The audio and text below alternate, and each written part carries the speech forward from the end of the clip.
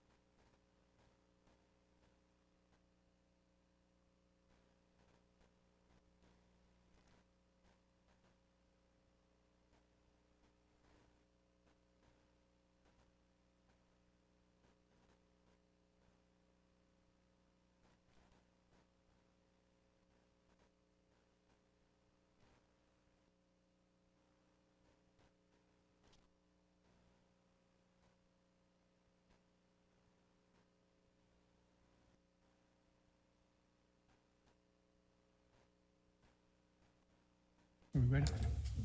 All right, thank you. All right, this is CR 0124316665, State of Idaho versus Bryan Kohberger. Defendant is present in custody with counsel, Ms. Taylor, Ms. Massoth, Ms. Barlow. The state is represented by Mr. Thompson, Ms. Jennings, Mr. Hurwitz, Mr. Nye, and Ms. Allen. This is the time set for sentencing in this case. The defendant previously entered a plea of guilty to 4 counts of first-degree murder and 1 count of felony burglary. In exchange, the parties stipulated to recommend a sentence consisting of, on burglary, 10 years fixed, on each of the 4 counts of first-degree murder, life fixed. The parties waived pre-sentence investigation. To my understanding, neither party submitted a sentencing memorandum or other materials for the court. Court is familiar with the file and the evidence submitted previously by the parties as it has reviewed them throughout the case and in anticipation of trial. Is there any legal cause why sentence should not be imposed at this time? No, Your Honor.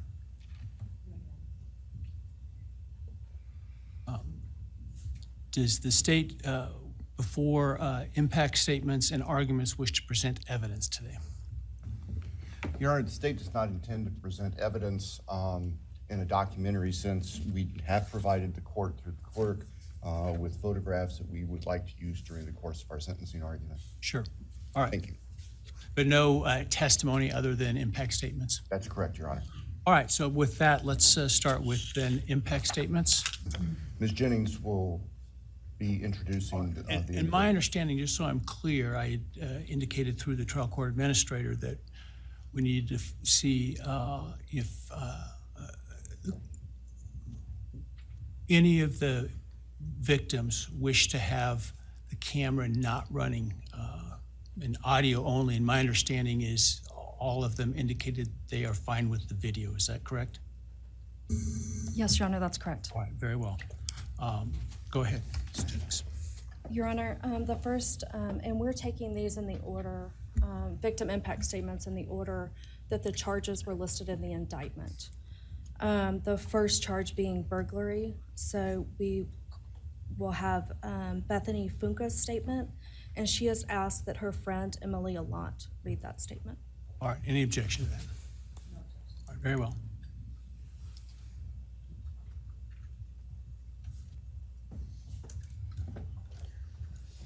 Thank you, Your Honor. I'll be speaking on behalf of Bethany, and so, yeah, here it reads. My name is Bethany Funk, and I was roommates with Maddie, Kaylee, Xana, and Ethan. I not only lost some of my best friends, but I also lost a sister. Never in a million years would I have thought that something like this would have happened to my closest friends. I thought that we were going to wake up and go upstairs, see them and tell them how they had scared us and that they were going to tease us about how we are constantly scaredy cats. I make jokes about it as we would go to Taco Bell like always. But sadly, that is not what happened and what turned out to be my worst nightmare. When I first woke up that morning, I had no idea what happened. I woke up around 7 with a terrible toothache, so I called my dad, who is a dentist, and he asked what I should do. He told me to take Advil, so I did, and I went back to sleep. I was still out of it and still didn't know what happened. If I had known, I of course would have called 911 right away. I still carry so much regret and guilt for not knowing what had happened and not calling right away, even though I understand it wouldn't have changed anything, not even if the paramedics had been right outside the door.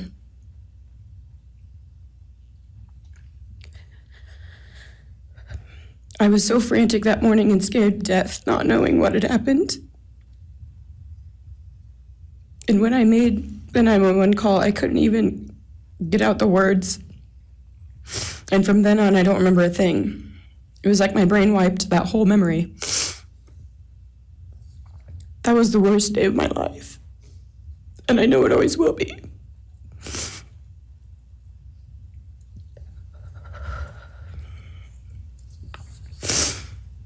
While I was still in shock, trying to process the fact that my friends were truly gone, I had been attacked by the public. I was grieving, numb, and unsure of what had happened was even real. And at the same time, I was getting flooded with death threats and hateful messages from people who did not know me at all or know the dynamic of our friendship. Social media made it so much worse, and strangers made up stories to entertain themselves. The media harassed not just me, but also my family. People showed up at our house. They called my phone, my parents' phones, other family members' phones, and we were chased while I was still trying to survive emotionally and grieve the loss of my friends. I hated and still hate that they are gone, but for some reason, I am still here and I got to live. I still think about this every day. Why me? Why did I get to live and not them? For the longest time, I could not even look at their families without feeling sick with guilt. I did not know what to say or what to do. I was terrified that my presence just made their pain worse, and I was still here when their kid, their siblings and their friends, their loved ones should have been here instead. After everything happened, I was afraid to go into my own backyard or alone in my house. I was scared that the person who did this would come for me next. I was always scared that the media would try to catch me at any moment of any day, even when I was just walking around my house. I made my parents close all the blinds during the day so no one could see me even in the slightest chance. I barely left the house, and when I did, I made sure I was never alone. I slept in my parents' room for almost a year. I made them double lock every door, set an alarm, and still check everywhere in the room just in case someone was hiding. And I still check my room every night before, and I double lock it. I have not slept through a single night since this happened. I constantly wake up in panics, terrified. Someone is breaking in, or someone is here to hurt me, or I'm about to lose someone else that I love. The fear never really leaves. For a long time, I could barely get out of bed, but one day I realized I have to live for them. They did not get the chance to keep living, but I do, and I will not take that for granted. So now every day I remind myself to live for them, and everything I do it with them in mind. I am still scared to go out in public, but I force myself to do things because I know that they would want me to keep living my life to the fullest. I am beyond blessed to still be here, and I refuse to take that for granted when they did not get a chance. Our house was not just a house, it was a home. It was where we laughed till we couldn't breathe, make meals, did crafts, binge watch reality shows, played games, and spent lazy days on the couch. It was movie nights, wine nights, morning debriefs, pranks, hot chocolate, cookies, and warmth. I would cherish those memories forever, and I will not let what happened erase how special our home was or how much those memories meant to me. Now I would like to share some bits and pieces of who they were as people and some of the memories that we shared. One of my favorite memories was Halloween, and we all went to Sigma Chi. But instead of partying, we just sat in an apartment, talking and laughing all night long. I do not think I've ever laughed that hard in my life.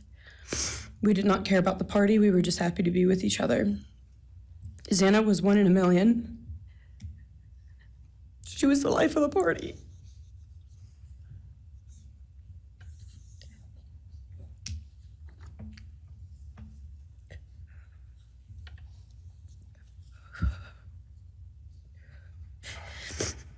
But she was also the kindest and funniest person I knew. Everyone loved her because she made everyone feel so loved. She was just someone you always wanted to be around, no matter the circumstance. One of my favorite days with Xana was when she laid on the couch, when we laid on the couch together all day watching movies and snacking. Or when she, Maddie, and I would go and get margaritas, chips, and salsa. She would also light up a room with her presence alone. Kaylee had the most beautiful, radiant smile, and she was so kind, but also one of the funniest people I've ever known. She loved playing little pranks, and she always had us laughing so hard that we could not breathe. She was so full of energy and life. I really believe that she could have ruled the world if she wanted to, and she would have been America's sweetheart. Ethan was the sweetest, most genuine guy. He was always smiling and always making other people smile too. Ethan was the kind of person you wanted around. He was so kind and easy to talk to and just so fun. And the way he cared for Xana was truly something to admire. And really was proof that storybook love and true romances really do exist. It was not only obvious to me, but everyone that was around Ethan and Xana that they were absolute soulmates. Maddie was not only one of my best friends, but she was the older sister I would have always wanted. There was no one I looked up to or admired more than Maddie. She was truly a ray of sunshine, and everyone was drawn to her. She was so kind, loving, funny, fun, and passionate. She had the sweetest soul and wanted nothing but the best for everyone, and to love and show love to everyone. She took me under her wing and always made me feel so safe and included, and above all, loved and valued. She never failed to make me laugh or put a smile on my face. Still to this day, I am beyond grateful that she chose me to be her sorority little, and I thank God every day that I not only got to know her, but had her as one of my best friends. Honestly, I cannot pinpoint one favorite memory with Maddie because I have so many, and this would be a very long read if I did. But if some little memories with her that I cherish is when the two of us made a nice dinner and split some wine, or when we would binge watch Jersey Shore or Summer House. When we came up with a whole dance routine on Halloween and danced and sang all night, like no one was watching. All the late night walks home from going out, and just little shopping trips and so much more. I am beyond blessed that I had the chance to know each and every one of them. They changed my life in ways I would have never put into words. I hope that they are remembered for who they are, not what happened to them, because who they are were so beautiful, and they deserve to be remembered in the highest way. My heart breaks every time I go to text one of them or how badly I wish I could see and hang out with them. And then I remember I cannot. I will never be able to again. But I still talk to them in my prayers every single night, and I always will. I wish more than anything I could hug them one last time. And I wish I could tell them how much I love them. And even though I cannot, I still tell them every night. I will keep living for them as long as I am lucky enough to still be here. And they were all truly one of a kind, and they will be in our hearts forever and always. Thank you, and please convey to Bethany my appreciation for her courage, and I hope that she heals. Next is Dylan Mortensen. We're asking for some accommodations for Ms. Mortensen and that she be allowed to sit in my seat. Sure.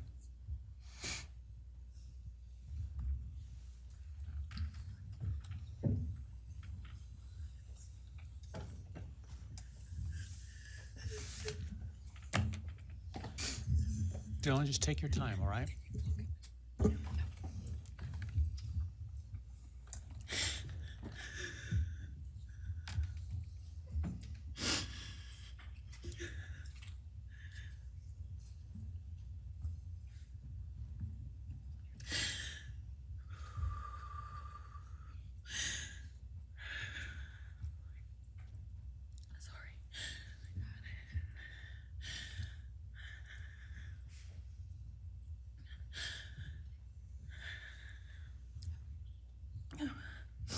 Thank you, Your Honor. What happened that night changed everything. Because of him, 4 beautiful, genuine, compassionate people were taken from this world for no reason.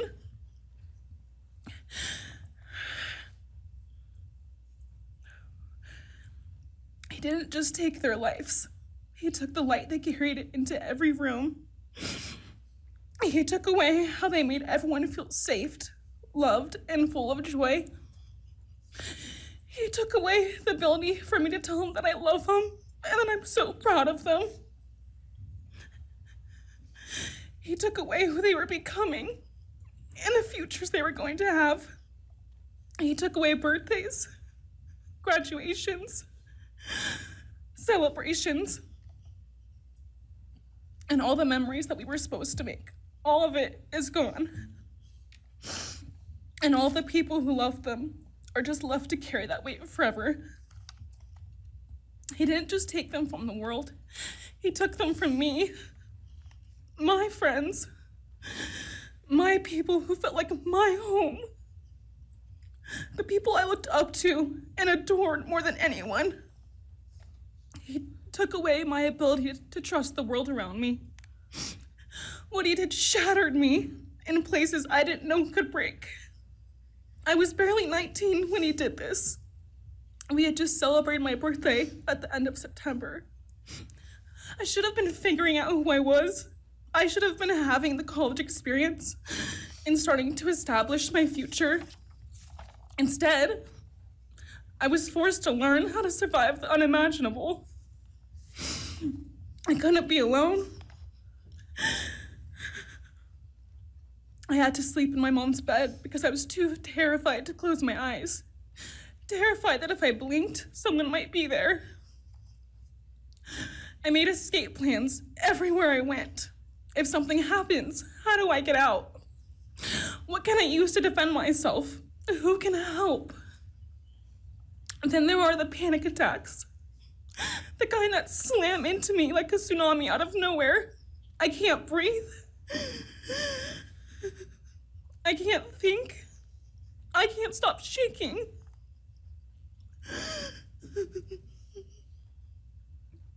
All I can do is scream because the emotional pain and the grief is too much to handle. My chest feels like it's caving in. Sometimes I drop to the floor with my heart racing, convinced something is very wrong. It's far beyond anxiety. It's my body reliving everything over and over again.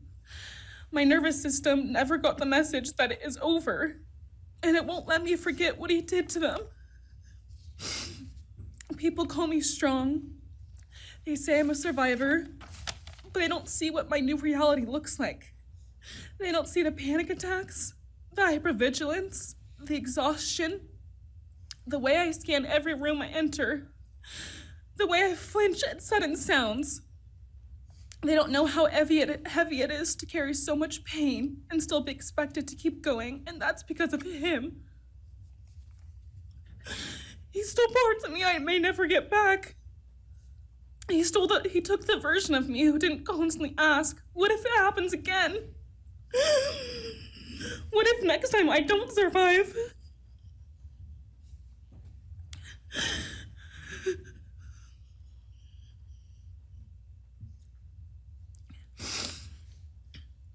He may have shattered parts of me, but I'm still putting myself back together.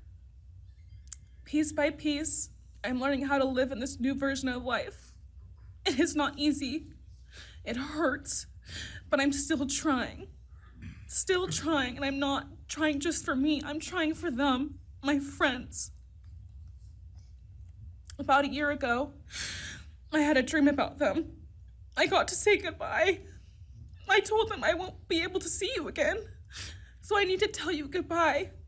They all kept asking why, and all I could say was, I can't tell you, but I have to. When I woke up, I felt shattered and heartbroken, but also strangely grateful. Like maybe in some way that dream gave us the goodbye we never got. Still, no dream can replace them, and no goodbye will ever feel finished. He is a hollow vessel, something less than human. A body without empathy, without remorse. He chose destruction. He chose evil. He feels nothing. He tried to take everything from me. My friends, my safety, my identity, my future. He took their lives, but I will continue trying to be like them, to make them proud. Living is how I honor them. Speaking today is to help me find some sort of justice for them. And I will never let him take that from me. He may have taken so much from me, but he will never get to take my voice. He will never take the memories I had with them. He will never erase the love we shared, the laughs we had, or the way they made me feel seen and whole. Those things are mine. They are sacred, and he will never touch them. I get to feel sadness. I get to feel rage. I get to feel joy even when it's hard. I get to feel love even when it hurts. I get to live. And while I will still live with this pain, at least I get to live my life. He will stay here, empty, forgotten, and powerless. Dylan, thank you so much for your courage. I appreciate it.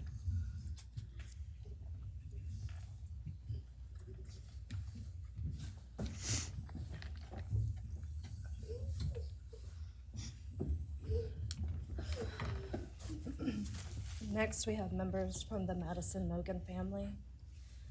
First would be Scott Laramie, Madison Mogan's stepfather.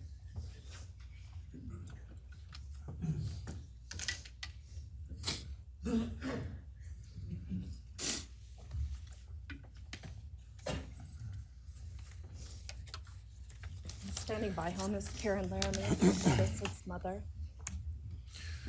Thank you, Your Honor. My name is Scott Laramie. I'm Maddie Mogan's stepfather and the husband of Maddie's mother, Karen Laramie. I will read this victim impact statement on behalf of Karen and myself. Maddie was our gift of life, our purpose, and our hope. Maddie quickly became Karen's joy, identity, and purpose in life. I joined Maddie's life when she was 2.5 years old. The experience transformed me into a life of joy, love, and family.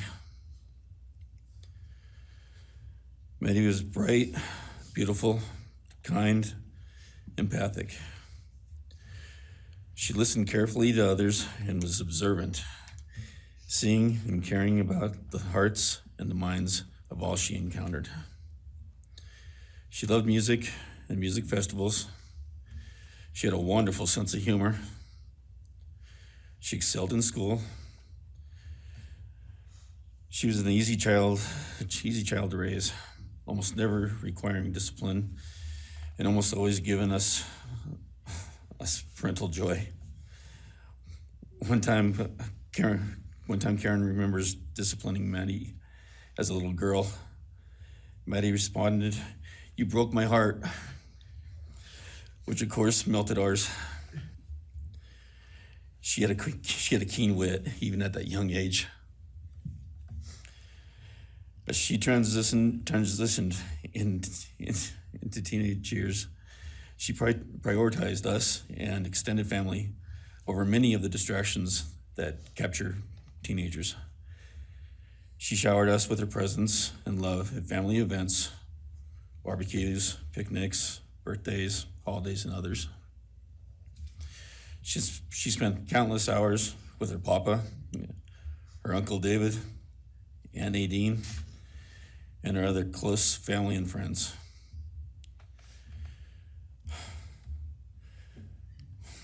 This world was a better place with her in it.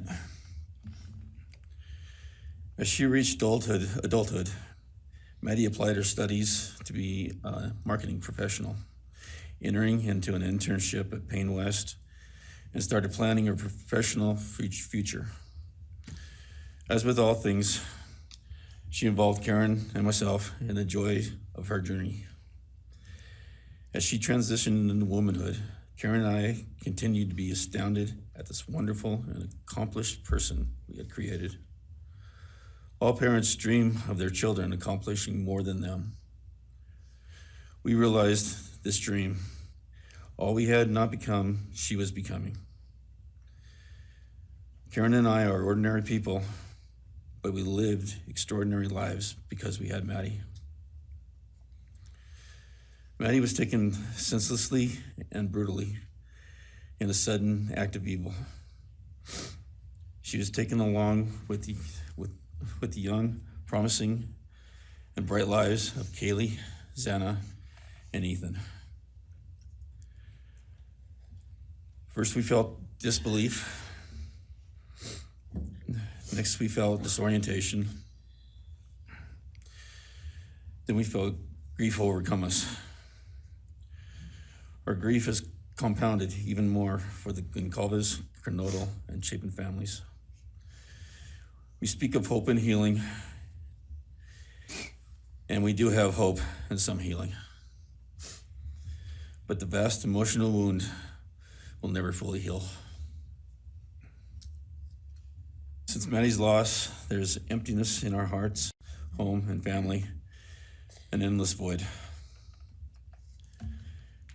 After losing her mother in a car crash, Karen took years to grieve and recover. The feeling that her life with Maddie and Abe was perfect helped her to start to heal. Now, this is no longer perfect. After Maddie's loss, Karen felt like she was spinning out, emotionally collapsing into anxiety and depression. She sometimes asks, how am I supposed to go on when I've lost my favorite person in the world? I felt the same, and we continue to struggle. The loss of Maddie has impacted so many beyond our family. Her second family is her sorority sisters who grieve alongside us. She has so many close friends who suffer from her loss. We will continue to be,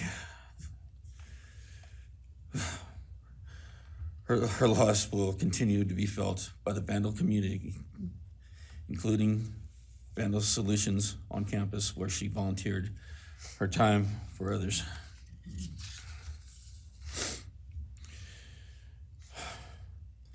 It helps us to know Maddie is in heaven now, freed from the trials of this earth. We, however, continue to live on without the grace and support of her presence. We will grow old without our only child, our bright, beautiful friend and daughter. In the end, there are no words that can accurately capture the devastation of losing Maddie. We will endure, and we will go on. For Maddie, we will not let our grief consume us.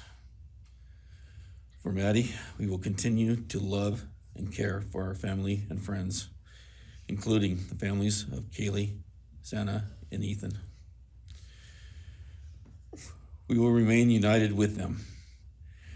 We can only hope that others out there suffering similar losses can look to us and see that we can overcome hatred, darkness, and evil. We know the law allows us to comment on the defendant and his sentence. As for his sentence, we support the plea agreement. Society needs to be protected against this evil.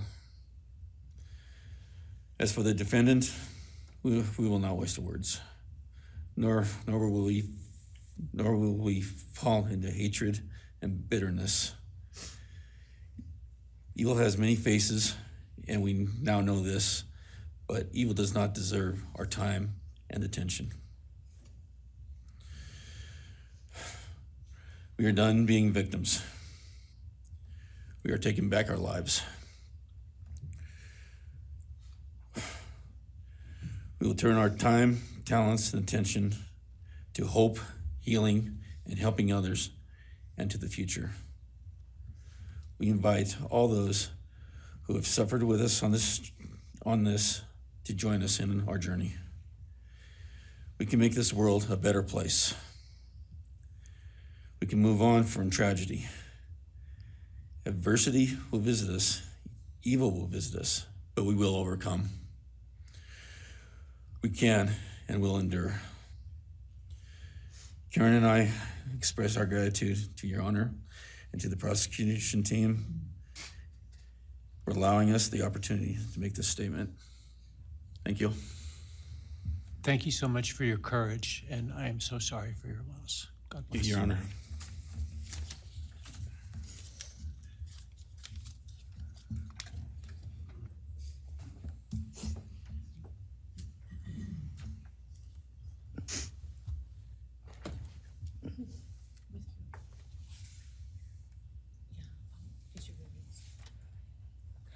Your Honor, this is Leander James. He's the attorney for the Mogan family and victim advocate. He'll be reading a statement for Karen Laramie. May it please the court, counsel. My name is Leander James. I am the pro bono counsel for Karen and Scott Laramie. Karen has asked me to read this statement into the record.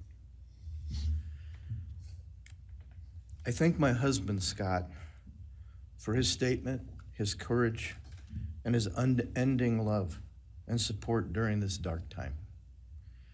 While words are inadequate to capture the impact of this horrific crime on our family, he expressed it as best anyone could. For Maddie's sake, I will add my supplement statement that incorporates additional impact in the context of my extended family.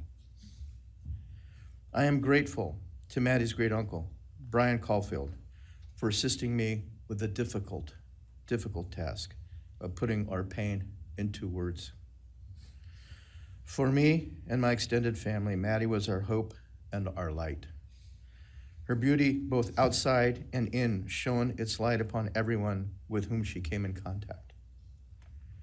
Her beauty, she carried that hope and light into the future for our entire family.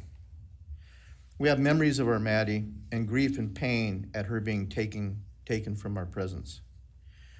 Any one of us would have given our own light to have been outshone by hers. We now look to our Creator to know that her light continues where we look to see her in His presence. Those who commit evil for their own twisted gains and purposes truly defile the efforts and sacrifices of mothers, fathers, families, teachers, clergy, public servants, service members, and all those who commit themselves to the greater good, freedoms, and the future light of our nation. Condemnation falls heavily upon those who squandered the lives of our future hopes and dreams. Some may offer forgiveness for what the defendant has done. However, we cannot at this time, or perhaps ever, nor will we ask for mercy for what he has done. His acts are too heinous, the agony and grief he has caused too great. But we will waste no further words or thoughts on him. For Maddie's sake, we will move on. We will do our best to carry Maddie's light into this world and make it a better place. I thank the court and the prosecution for allowing me the opportunity to make my statement, and I thank all those who have and will support my family and the families of Kaylee, Xana, and Ethan. Thank you. Thank you. Thank you, Mrs. Laramie. Appreciate it.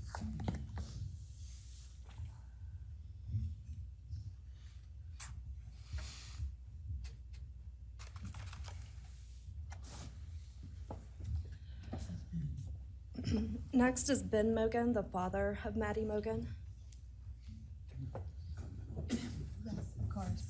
Actually, Your Honor, it'll be Kim Cheeley, the grandmother of Maddie Mogan.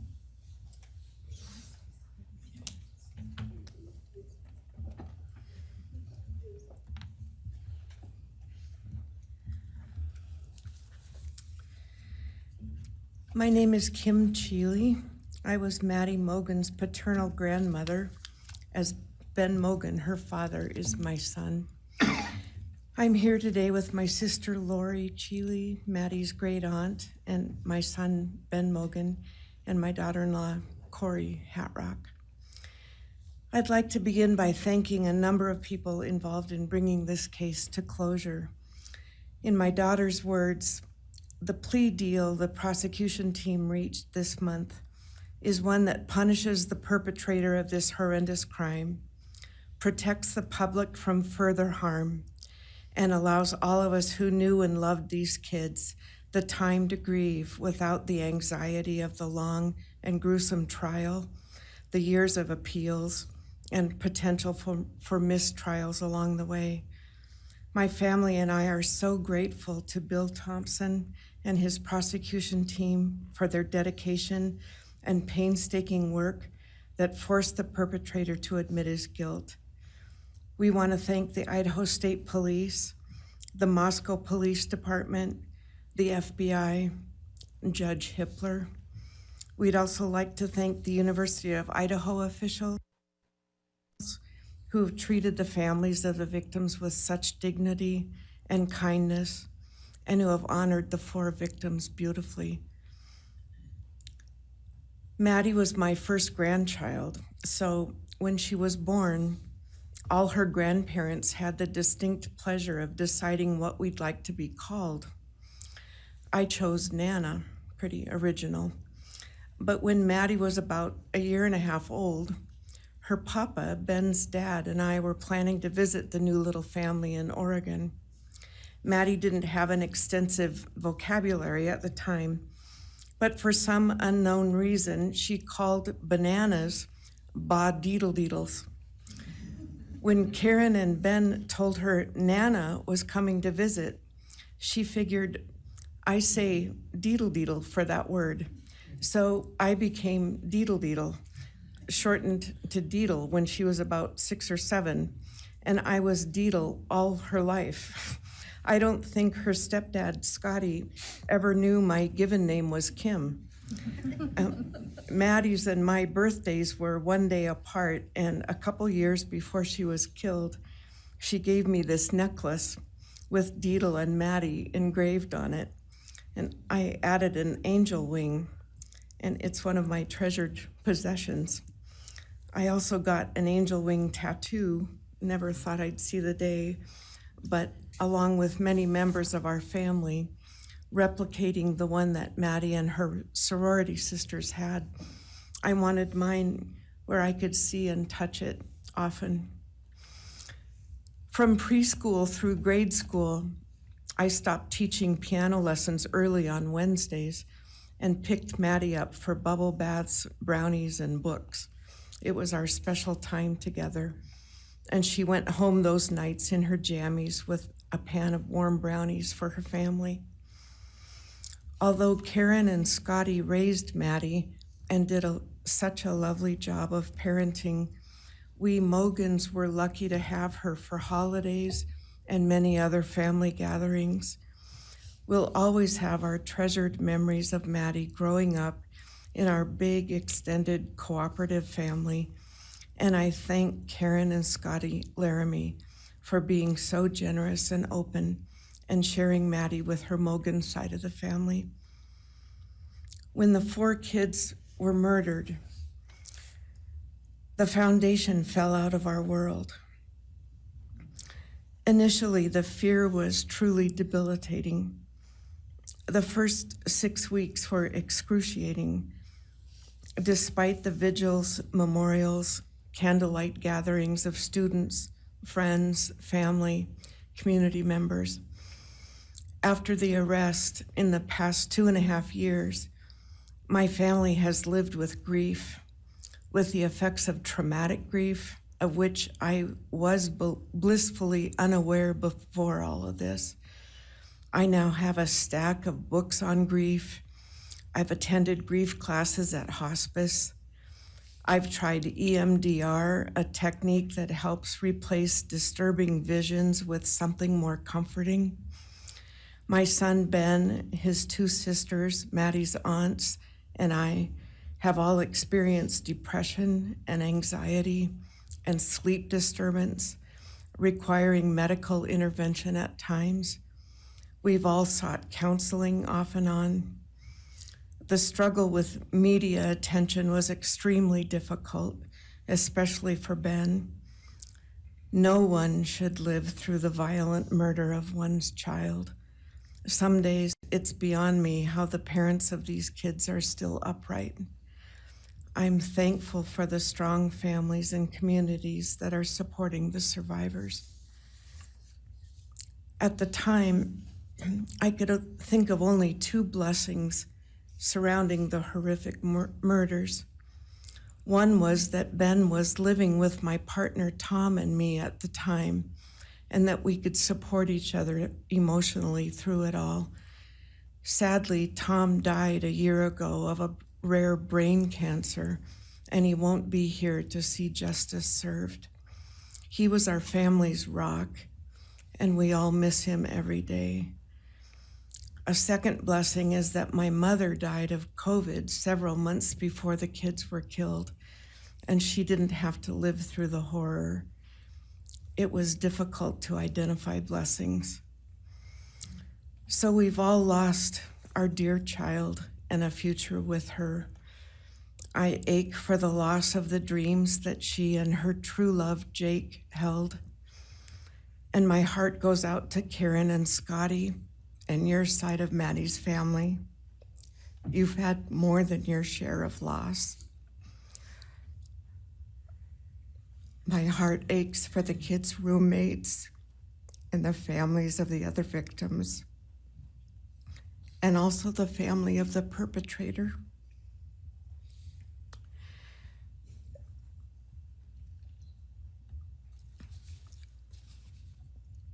Going forward, we Mogans are choosing to put our energy and focus into honoring Maddie's too short life and sweet spirit by celebrating Maddie May Day, which my 2 daughters established.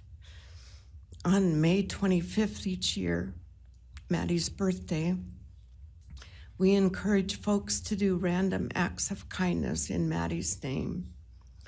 In my daughter Katie's words, may we all protect our peace in whatever way possible, unite in community, and focus on joy. Please do an act in kindness in Maddie's honor during this week. so a glimmer of Maddie's light may live on. Thank you. Thank you, and appreciate your courage, and bless you and your family. Thank you.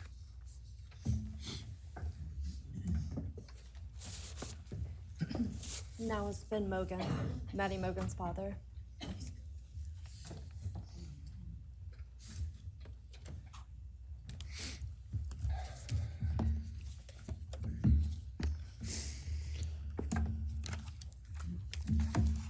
I'm Benjamin Mogan. I'm Maddie's dad. And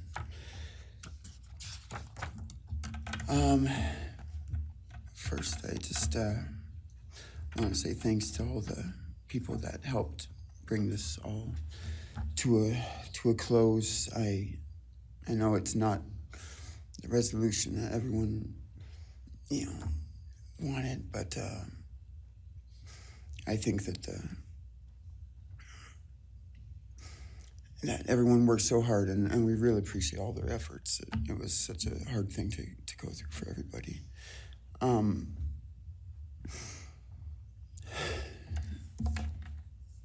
Maddie was my only child that I ever had.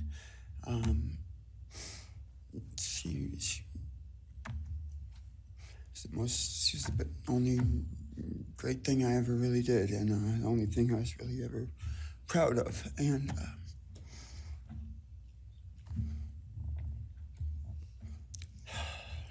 I thought we would have the rest of our lives together to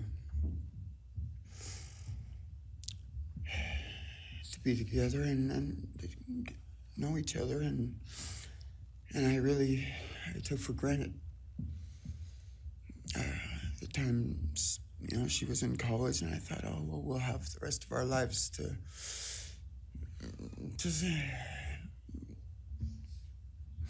do all the stuff that we're supposed to do, and she was just about done. She actually earned all of her credits for college degree, and Karen and Scotty and I got to go and get her diploma that she actually earned, and she served every bit of that. And but I thought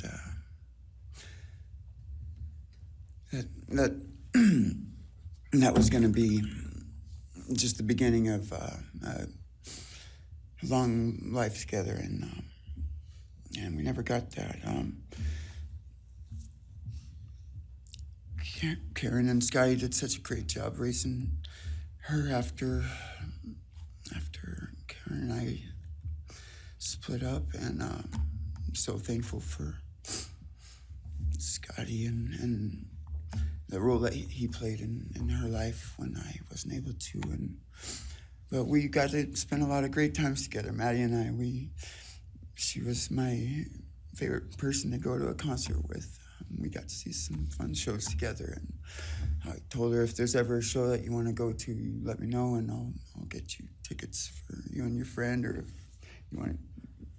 we want to go together, we'll make it happen. And my favorite memory with her was when the Mac Miller show sold out here in Spokane, and everyone wanted tickets, no one could get them, and on the last day before the show, they did a radio thing, and I got 4 meet and greet tickets for Maddie and her friends and me to go and see the show, and that was her favorite artist at the time, was Mac Miller, and he's gone now too, and my little cousin Zach drove us all there that night, and he's gone too, tragically, and anyway,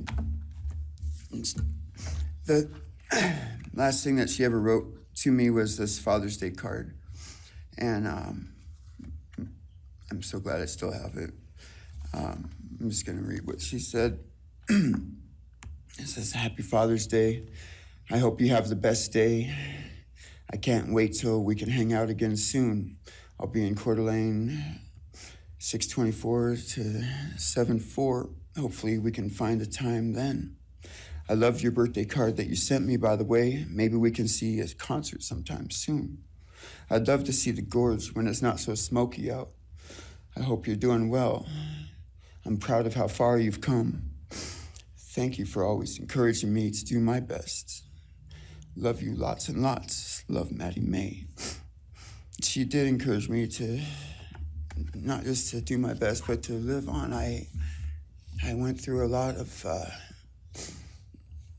issues with addiction and with substance abuse, and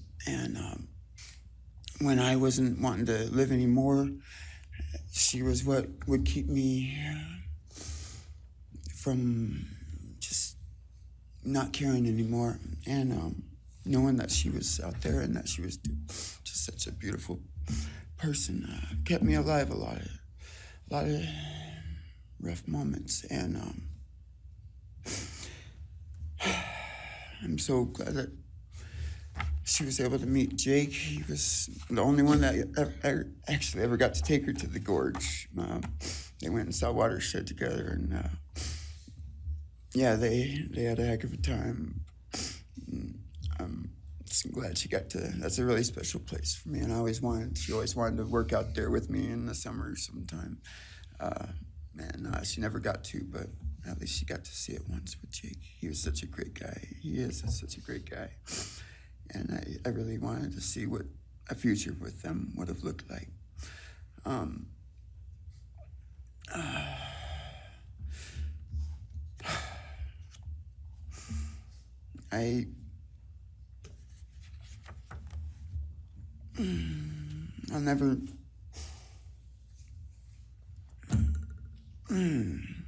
never be able to replace her. I wrote a bunch of stuff. I just don't know what to say right now. I just miss her so much, and I just love her more than anything. And it shouldn't have happened. And a death sentence is one thing. You know when it's going to happen, and it's going to be all gentle and stuff. But life without parole, with a building full of people that all just want you to not be around anymore, winking at every morning, not knowing if that's the day they're going to pull your card. I mean, it's not a very nice sentence either. So, I don't know. I just love you, Maddie, and I wish you were still here. Thank you so much.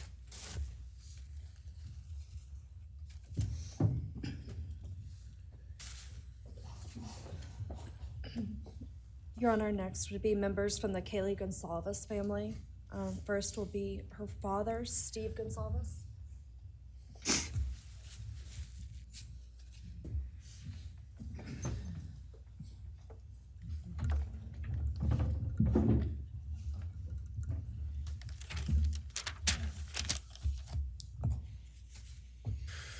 Today, we are here to finish what you started. Today, you've lost control. Today, we are here to prove to the world that you picked the wrong families. The wrong state, the wrong police officers, the wrong community. You tried to break our community apart. You tried to plant fear. You tried to divide us. You failed. Instead, your actions have united everyone in their disgust for you.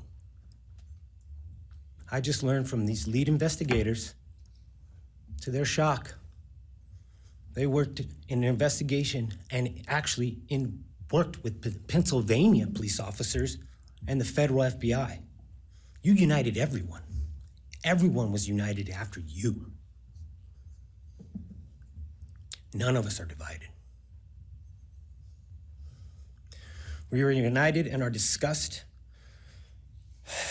and our love for these children. Today, you have no name. Because when this all started, we all came together and we said, let's stop even talking about his name and just use initials. So even the media just calls you BK. That's all you are.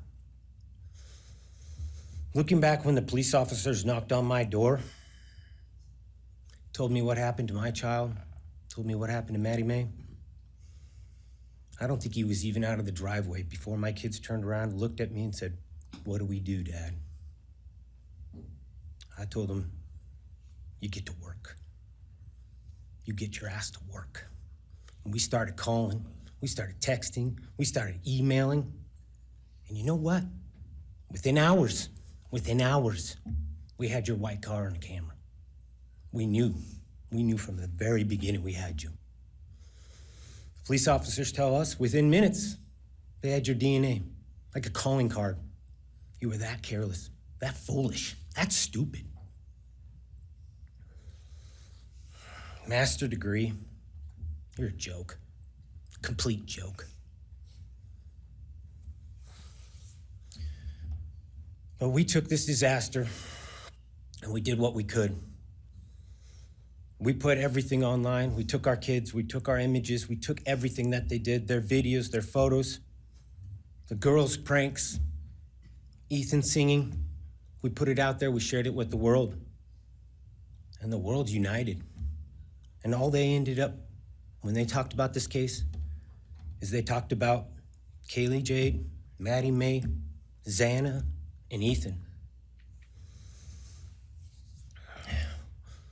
Everything what these people meant to us, a father, a mother, a brother, a sister, we shared that with our community. Then we shared it with our state. We shared it with the country, and eventually we shared it with the world. The world's watching because of the kids, not because of you. Nobody cares about you. You're not worth the time, the effort to be remembered. In time, you will be nothing but two initials forgotten to the wind. No visitors, nothing more than initials on an otherwise unmarked tombstone. From this moment, we've all started. From this moment, we will forget you. We want to all leave in closing one last thing. You picked the wrong family, and we're laughing at you on your trip to the pen that will be today or tomorrow. I'll close with, God bless all the men and women that worked on this case and all the hard work that you guys did. You guys allowed us to grieve and allowed us to get through this.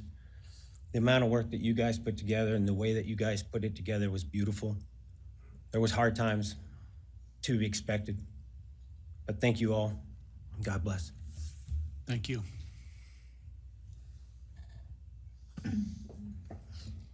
Your Honor, next is Stephen Gonsalves, Kaylee's brother.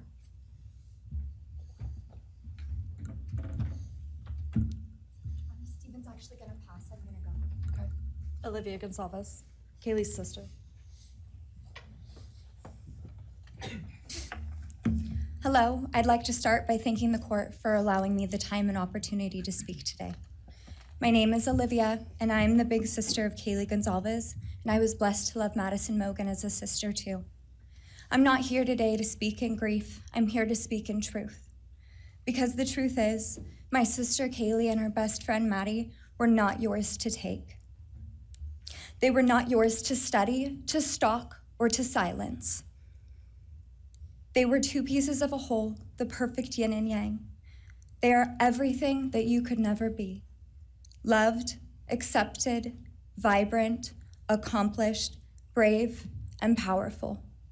Because the truth about Kaylee and Maddie is they would have been kind to you. If you had approached them in their everyday lives, they would have given you directions, thanked you for the compliment, or awkwardly giggled to make your own words less uncomfortable for you. In a world that rejected you, they would have shown mercy. Because the truth is, I'm angry. Every day I'm angry. I'm left shouting at the inside of my own head everything I wish I could say to you. The truth about me is when I heard the news, I didn't cry. I listened for them. I promised them I would, that I would fight for them, that I would show up, no matter what it cost me.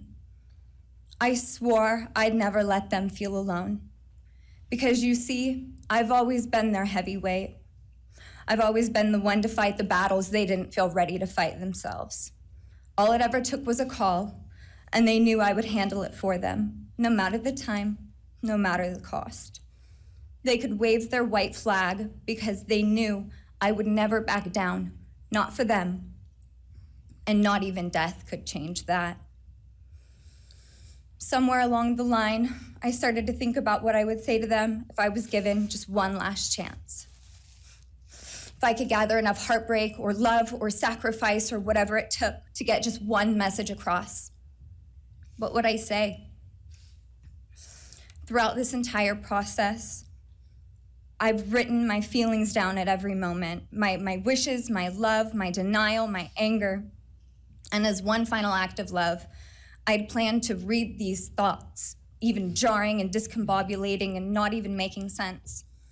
Because for me, that was true love. As bare and as naked as it could be, not laced in pretty words or dressed for the occasion, but written through bleary eyes at 2 a.m. with clenched fists, angry at this reality. My true final act of love was to continue on without them, for them. That dream to read aloud my love to them, to bring meaning through pain, was the latest blow in realizing you don't deserve it. And Kaylee and Maddie don't need it. Kaylee and Maddie have always known my love, and they would never ask me to prove it by further victimizing myself to a defendant who has shown no guilt, no remorse, no apprehension. They would say to me, why would you give the satisfaction of showing vulnerability now? You promised you would never back down. And for that clarity, I'm thankful. I won't stand here and give you what you want. I won't offer you tears. I won't offer you trembling. Disappointments like you thrive on pain, on fear, and on the illusion of power. And I won't feed your beast. Instead, I will call you what you are. Sociopath, psychopath, murderer. I will ask the questions that reverberate violently in my own head, so loudly that I can't think straight most any day. Some of these might be familiar, so sit up straight when I talk to you. How was your life right before you murdered my sisters? Did you prepare for the crime before leaving your apartment? Please detail what you were thinking and feeling at this time. Why did you choose my sisters? Before making your move, did you approach my sisters? Detail what you were thinking and feeling. Before leaving their home, is there anything else you did? How does it feel to know the only thing you failed more miserably at than being a murderer is trying to be a rapper? Did you recently start shaving or manually pulling out your eyebrows? Why November 13th? Did you truly think your Amazon purchase was untraceable because you used a gift card? How do you find it enjoyable to stargaze with such a severe case of visual snow? Where is the murder weapon, the clothes you wore that night? What did you bring into the house with you? What was the second weapon you used on Kaylee? What were Kaylee's last words? Please describe in detail the level of anxiety you must have felt when you heard the Bearcat pull up to your family home on December 30th, 2022. Which do you regret more? Returning to the crime scene 5 hours later, or never, ever going back to Moscow, not even once, after stalking them there for months? If you were really smart, do you think you'd be here right now? What's it like needing this much attention just to feel real? You're terrified of being ordinary, aren't you? Do you feel anything at all? Or are you exactly what you always feared? Nothing. If you're so powerful, then why are you still hiding, defendant? You see, I'm here today as me. But who are you? Let's try to take off your mask and see. You didn't create devastation. You revealed it in yourself. And that darkness you carry, that emptiness, you'll sit with it long after this is over. That is your sentence. And it was written on the wall long before you ever pled guilty. You didn't win. You just exposed yourself as the coward you are. You're a delusional, pathetic, hypochondriac loser who thought you were so much smarter than everybody else. Constantly scolding, turning your nose up to grammar mistakes, nitpicking and criticizing others. You wanted so badly to be different, to be special, to be better, to be deep, to be mysterious. You found yourself thinking you were better than everyone else, and you thought you could figure out the human psyche and see through it, all while tweaked out on heroin. Lurking in the shadows made you feel powerful because no one ever paid you any attention in the light. You thought you were exceptional, all because of a grade on a paper. You thought you were elite because your online IQ test from 2010 told you so. All of that effort just to seem important. It's desperate. There is a name for your condition, though. Your inflated ego just didn't allow you to see it. Wannabe. You act like no one could ever understand your mind, but the truth is you're basic. You're a textbook case of insecurity disguised as control. Your patterns are predictable. Your motives are shallow. You are not profound. You're pathetic. You aren't special or deep, not mysterious or exceptional. Don't ever get it twisted again. No one is scared of you today. No one is intimidated by you. No one is impressed by you. No one thinks that you are important. You orchestrated this like you thought you were God. Now look at you, begging a courtroom for scraps. You spent months preparing, and still all it took was my sister in a sheath.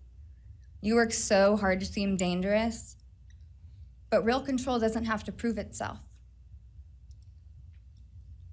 The truth is, the scariest part about you is how painfully average you turned out to be. The truth is, you're as dumb as they come. Stupid, clumsy, slow, sloppy, weak, dirty. Let me be very clear. Don't ever try to convince yourself you mattered just because someone finally said your name out loud. I see through you. You want the truth? Here's the one you'll hate the most. If you hadn't attacked them in their sleep, in the middle of the night, like a pedophile, Kaylee would have kicked your fucking ass. Thank you. Thank you.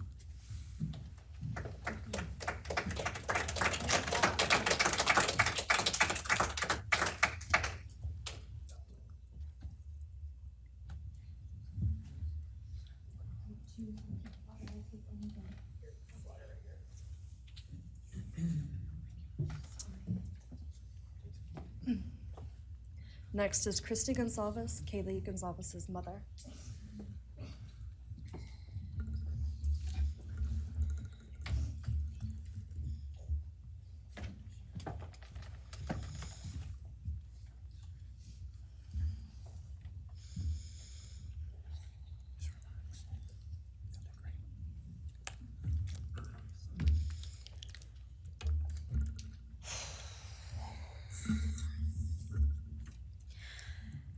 Thank you, Your Honor.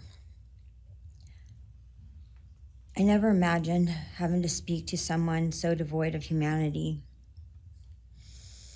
For a long time, I didn't think I'd find the words low enough to meet you where you are. But now I realize this isn't about you. It's about what you've done to me, and I need you to hear it. When you murdered my daughter, Kaylee Jade Gonzalez, You didn't just take her life, you shattered others. You attacked what you could never be, and in doing so, you left a trail of devastation far beyond that house. You stole my peace. You've altered my every waking moment, every sleepless night, the way I view the world, people, safety, trust. It's all been changed by your cruelty. I no longer recognize parts of myself. Joy is harder to find. Laughter feels foreign.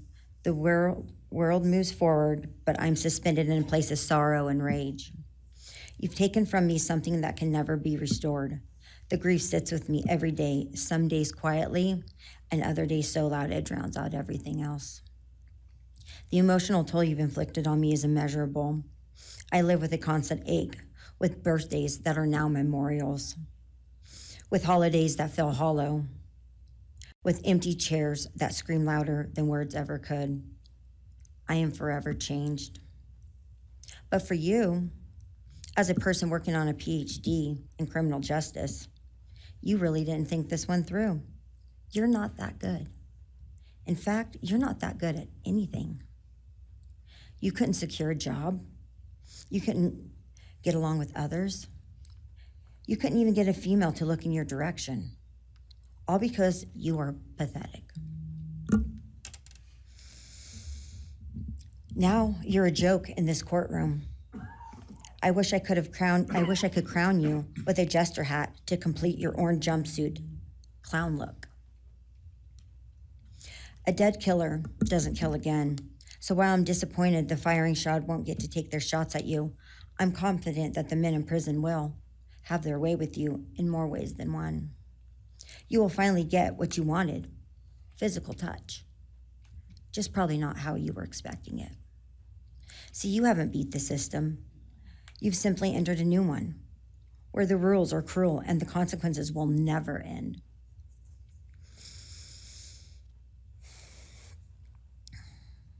You are entering a place where no one will care who you are and no one will ever respect you. You will be forgotten, discarded, used, and erased. You will always be remembered as a loser, an absolute failure. And when those prison doors slam shut behind you, I hope that sound echoes in your heart for the rest of your meaningless days. I hope it reminds you of what we all already know. You're nothing. May you continue to live your life in misery. You are officially the property of the state of Idaho, where your fellow inmates are anxiously awaiting your arrival. But it's okay, because they're there to help you. Hell will be waiting. Quick message from our youngest daughter. Aubrey wanted to say, you may have received A's in high school and college, but you're gonna be getting big D's in prison. Thank you.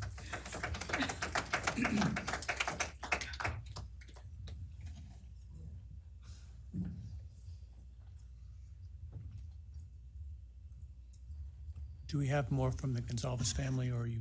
Yes, next would be Shannon Gray, the Gonzalez family attorney. He'll be reading statements from Kaylee Gonzalez's grandmothers. Morning, Your Honor. Shannon Gray, the attorney for the Gonzalez family. I actually have 3 statements, one from her aunt and 2 from her grandparents. This is from her aunt, Tammy Butts. You, in the cloak of darkness, made a decision to turn our whole family's world upside down forever. You, in the cloak of darkness, took our Kaylee J. Gonzalez away from us all without hesitation. Never have you shown any remorse or regret. We just get creepy, non-expressive stares as you have your team of women defend you. Kaylee was a strong, kind, fun-loving, caring person, and she will greatly be missed by all her family and friends for the rest of our lives. She had goals in life that you took from her and us. We lose on watching her enjoying her life, working hard and building the future she wanted. She was ready to start that after college life. You, in the cloak of darkness, took it all away. You left us without her future wedding, her future children that she would have added to our family. No more talking to her on the phone, going for a coffee, celebrating holidays, it's all gone. You, in the cloak of darkness, gave each and every one of Kaylee's family members their own lifetime sentence.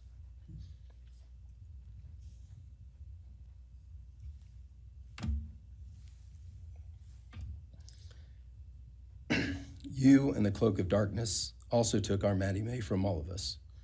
She was so genuine, caring, polite. She was part of our family.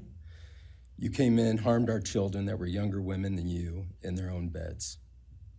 You're nothing, you're a coward. It's not right that you have received life. I pray that you meet your end in the cloak of darkness, burn in hell. I have two other statements, Your Honor.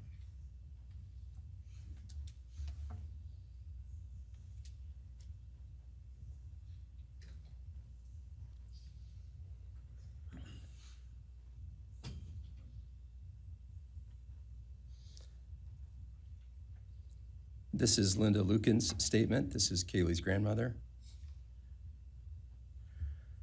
I really don't know how to address something so inhumane, but I will try. Nothing in the past 2.5 years has made any sense. All I get is you cowardly went into a home at night, filled with what I'm sure you thought was all sleeping girls, and went on a vicious killing spree for no other reason but to appease your demonic urges. You took my granddaughter Kaylee from us, plus 3 other beautiful lives. You took my granddaughter Kaylee, beautiful, sweet-souled, doll-faced Kaylee, who was getting ready to start her amazing life, who had such a bright future, who was loved by so many, who you were so envious of. She had a life you could never have. You are so beyond human. You're definitely a demon from hell.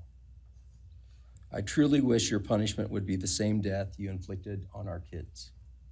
But I think you will meet some new friends in prison who will be there just to help you. Thumbs up.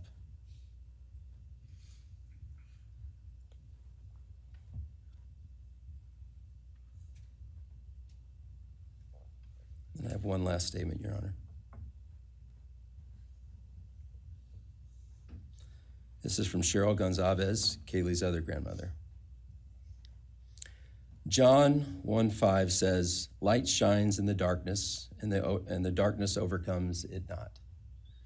Somewhere in your life, some jealousy, envy, ego, something went dark.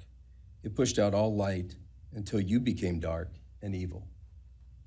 And when you saw my granddaughter and her friends, their light, because they have such a light, you couldn't stand it. Because the darkness in you could not stand the light in them. And so you decided to destroy it. Cowardly, you walked into their rooms in the dark and took their lives, hoping to get rid of your darkness. But you didn't. You failed. Because you know what was once a light shown only to their friends, families, and loved ones is now all over the world. Everyone sees it. Their smile, their beauty, their plans, everything they were and had.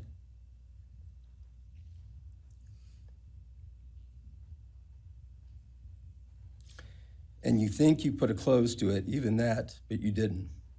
Because they still exist. They are still light. They are still beautiful. You can never take that away. They will always be in the light of all eternity. And you will be in the darkness because you could not overcome it. You failed. I want you to be gone, more than gone. I want you to be cast out. Cast out from my life, from my family, from this earth.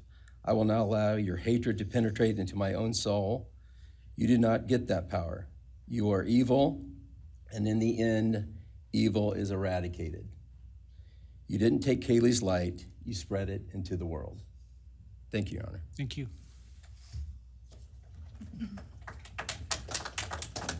All right, are you moving to a different family now? All right, why don't we take a 10-minute recess, all right?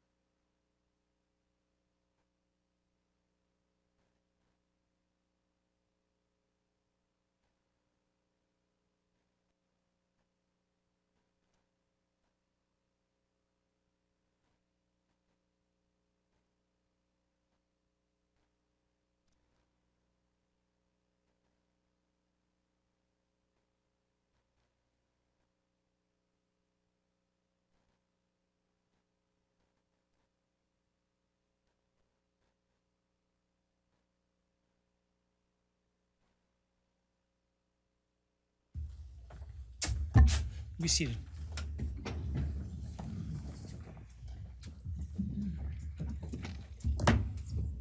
All right, Ms. Jennings. Thank you, Your Honor.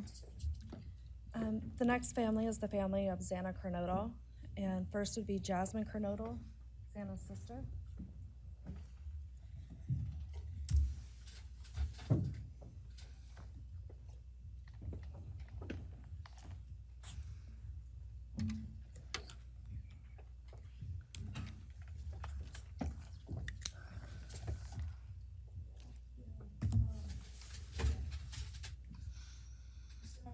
Thank you to everyone who's been involved in this and just for all the hard work and dedication you guys have put into this. I just want to thank everyone for the support and just my family and friends who've been around through this time.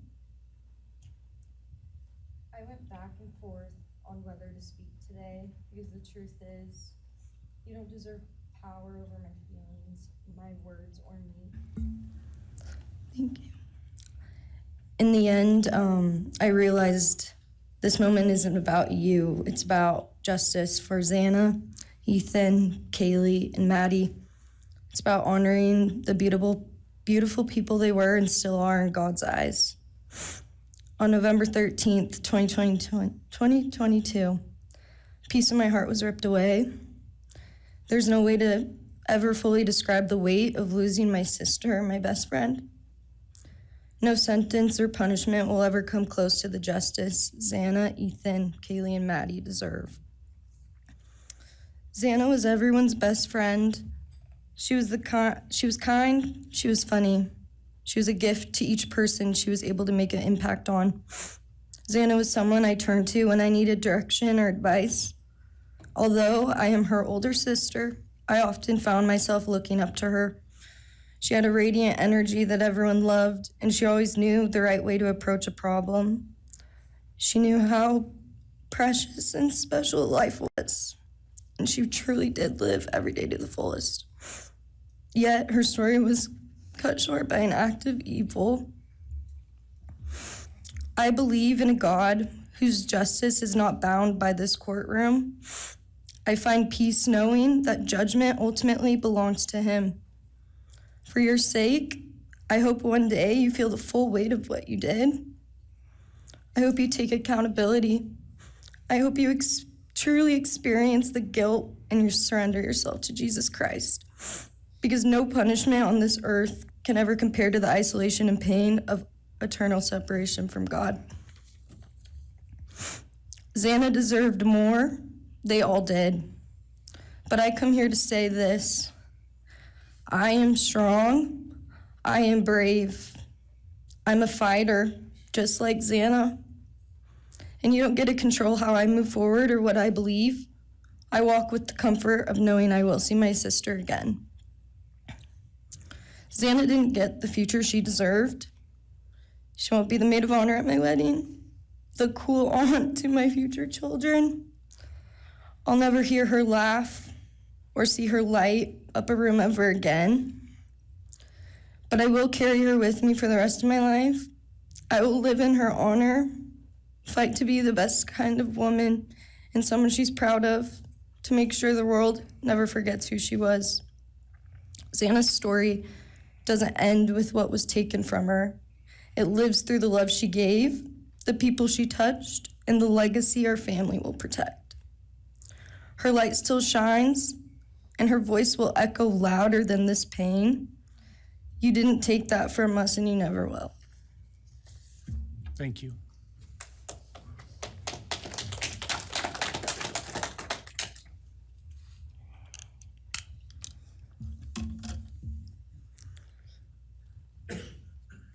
I just want to say before I start, I'm Xana's dad, Jeff Kernodle. It's been a hard road down, you know, because she's gone. And I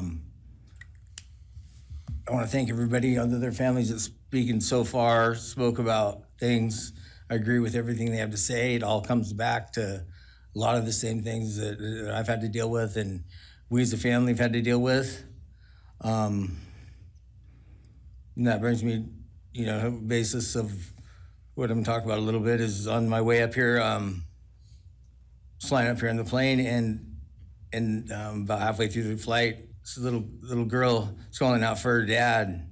Hey, dad, and then in my mind, I was kind of half asleep. It's dark on the plane.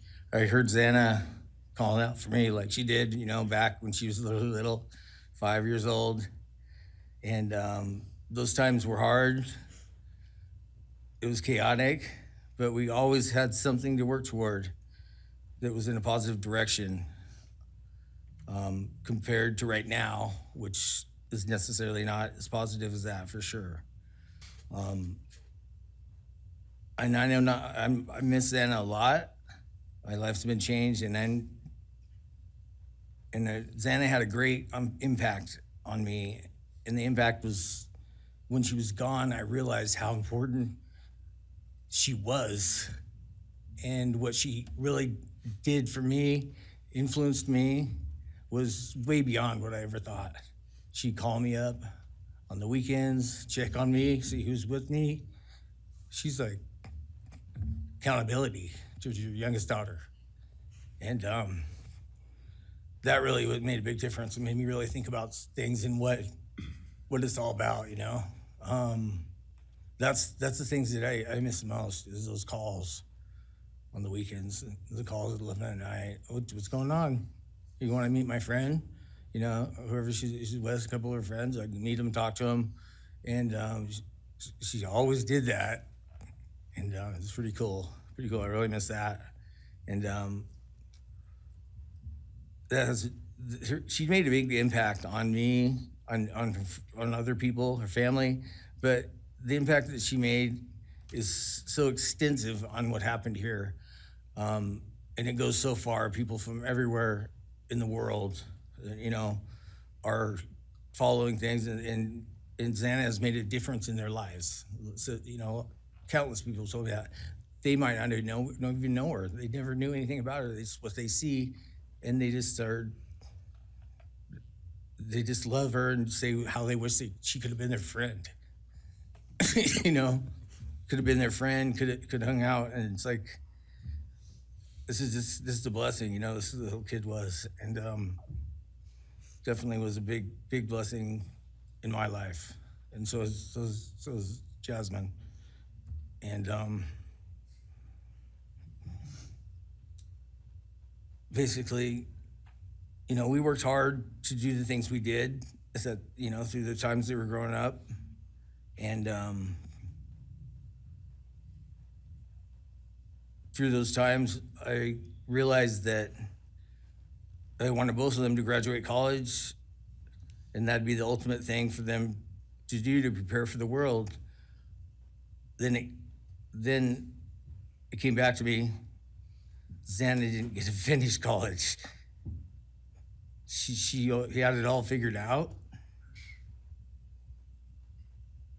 And this all just came back to me when I was there, and that little girl was on the plane doing that. It's like where I was going, what I was going here for. And then I just realized and thought to myself about the wonderful life that she had and we had together. And I still get to have with Jasmine, but that's the part that really counted. It's the part that really counted, is those memories. And those are what I have left, the memories with her and the ones I can make with her, and the life that I can go on with now, which is what she wants. And I say that in present tense because that's what she wants, because I've been told that, I've been countless ways that she's out there and has a way to communicate, which I'm very grateful for.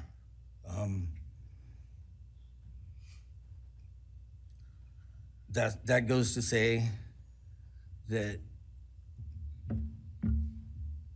the impact of what happened to them, all 4 kids, goes so much further than just not me, the parents, the families, the community. It goes so far because a lot of kids, in the colleges, just for an example, they locked their doors now. The door wasn't locked in the back. you know, at Penn State or wherever it was, all the colleges, I know that I've heard they all lock their doors now.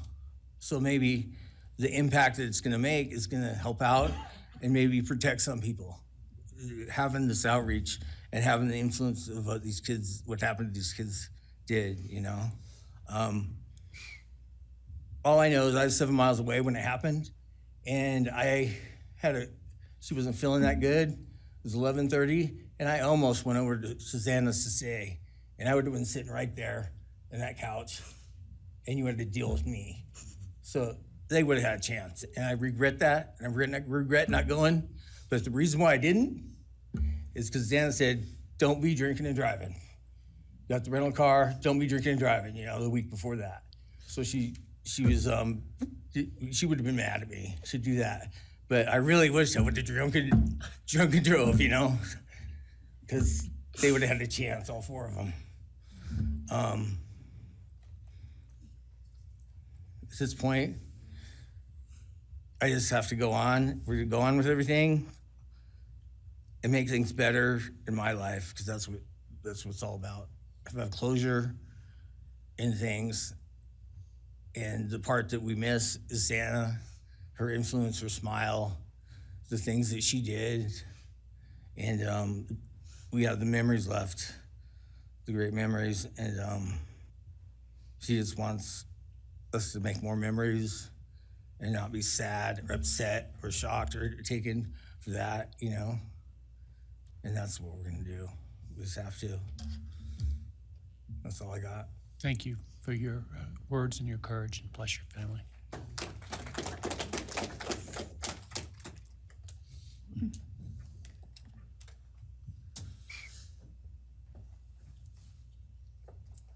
Next, Kim Kernodle would like to address the court.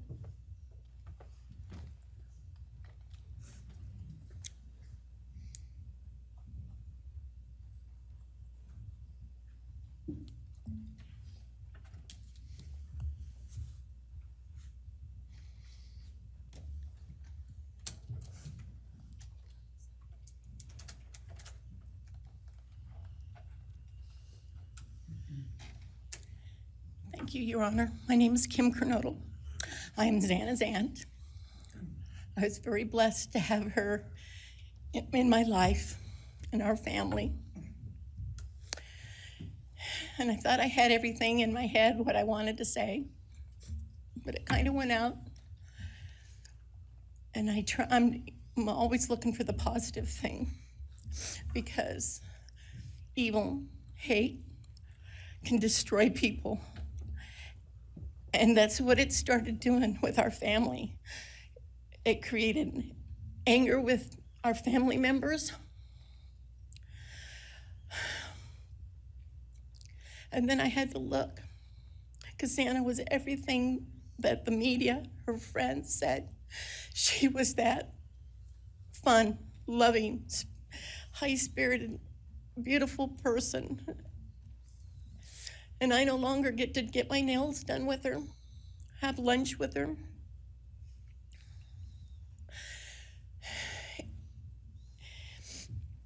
Sorry. But how I look at it now is this tragedy, this horrible tragedy on all of the 4 children, has brought us closer. You united us with your actions. We're united now, and we're stronger than ever. We have family and friends now that we never knew we had. And, you know, this is probably gonna bother everybody, but Bryan, I'm here today to tell you I have forgiven you, because I no longer could live with that hate in my heart. And for me to become a better person, I have forgiven you.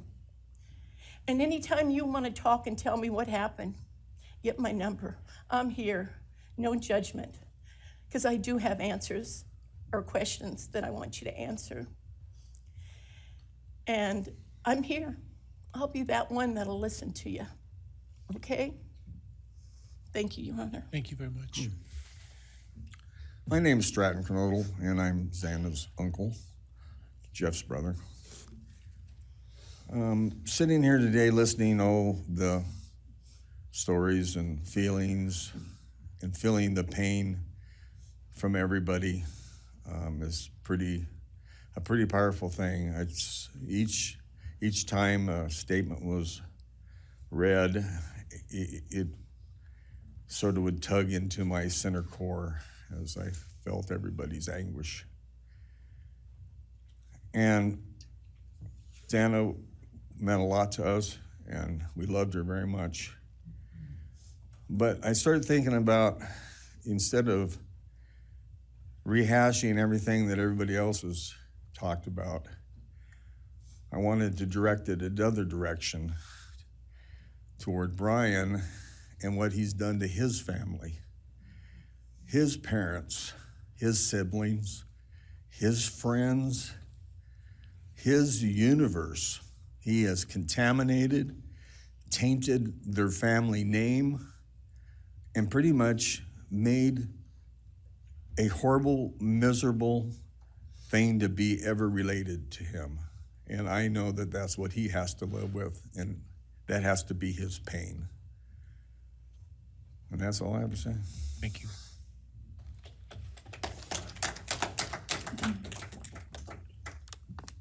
Next, Your Honor, I believe Randy Davis, stepfather to Xana Kernodle, would like to address the court.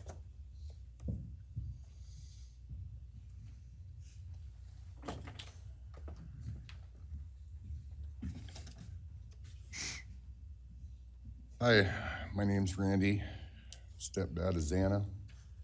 I just feel the same way we all do. All of us are united because of something that happened, and I am grateful to know and have met some new family because of this awful event. But this is probably the last time we're all gonna be in the same room together, let's be real. So I can say, I love you all, and I feel your pain. And just God bless us all, you know? Just get through it. I had stuff wrote up. It was probably best I didn't read it out.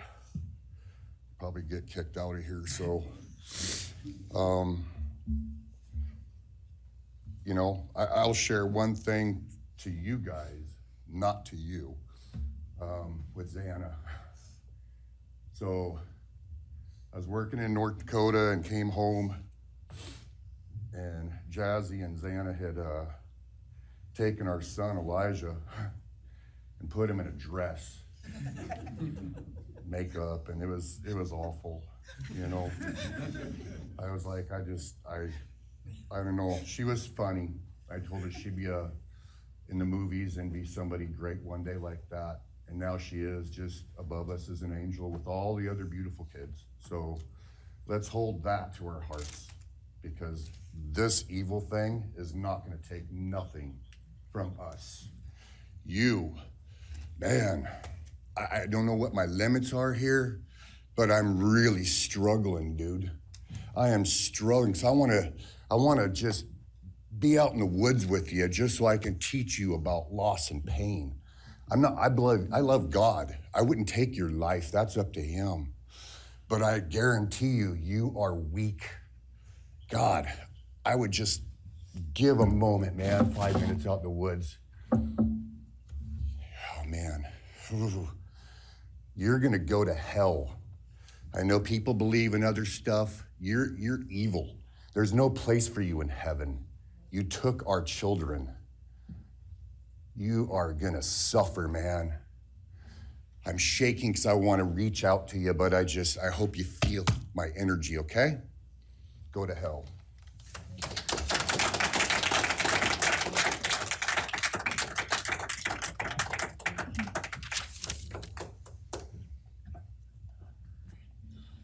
Next is Kara Northington, Xana's mother.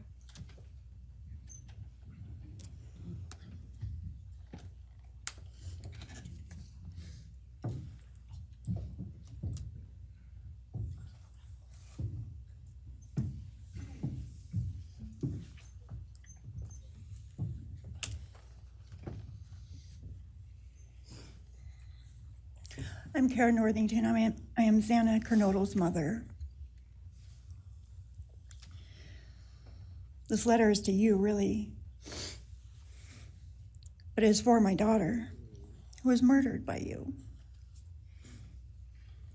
Today I stand before you, the man who is responsible for murdering my beautiful daughter, Xana Kernodle. My daughter was beautiful both inside and out. She possessed love for those around her and had a light so bright it will live on forever in our hearts. She brought joy and laughter to her friends, her family, and anyone in her presence. Our Lord and Savior, Jesus Christ,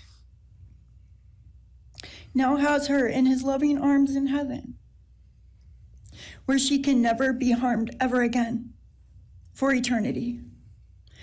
Because of her, I came to know my Lord and Savior, Jesus Christ. Because of her, many will come to Christ. It is Christ who lives in me that has given me the strength to forgive you. It was of no power of my own. In return, the Lord has filled me with joy, hope, and peace that surpasses all understanding.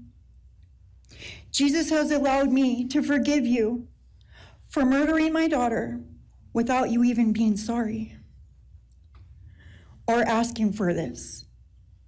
This is only possible because he who lives in me is greater than any evil in this world.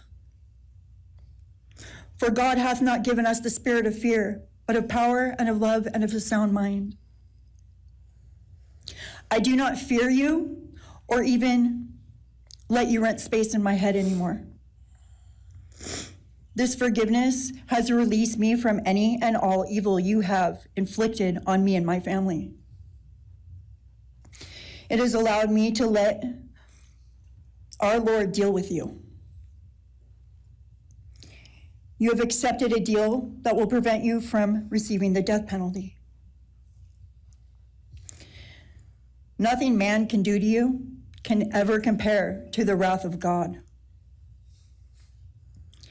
Inevitably, you will stand before our Lord and will have to answer to him over the sins you have committed in murdering our children. I pray you come to the end of yourself before that day. Whether you like it or not, heaven is for real and so is hell.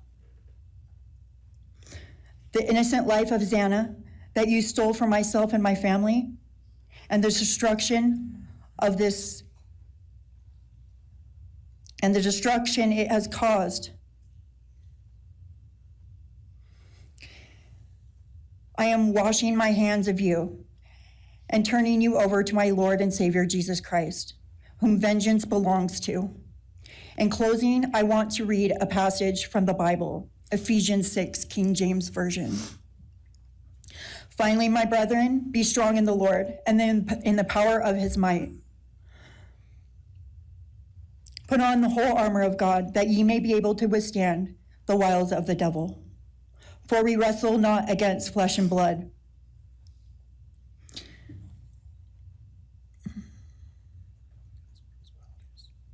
but against principalities, against powers, against the rulers of the darkness of this world, against spiritual wickedness in high places. Wherefore, take unto you the whole armor of God, that ye may be able to withstand in the evil day, that ye may be able to stand in the evil day.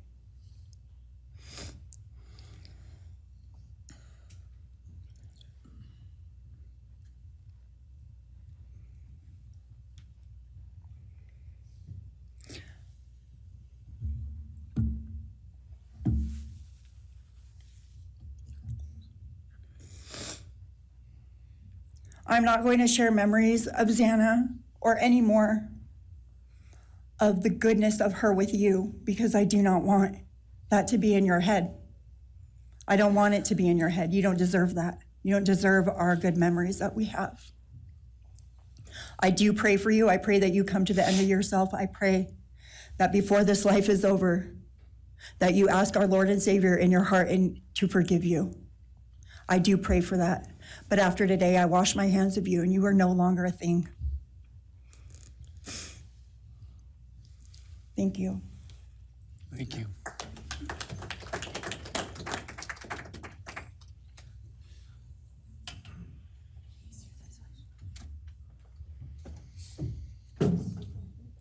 I don't believe the state has any other victim impact statements.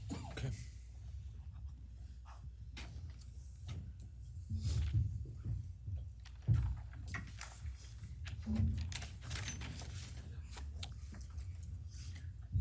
All right, state can argue.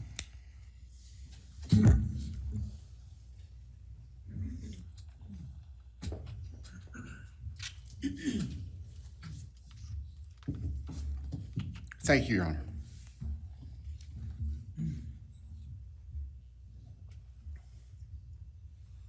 Just as a housekeeping matter to start, there will be the issue of restitution. That is, the documentation is being gathered, and we ask if the court would defer that for 30 days so we can present it in an orderly fashion and make sure it's comprehensive for everyone.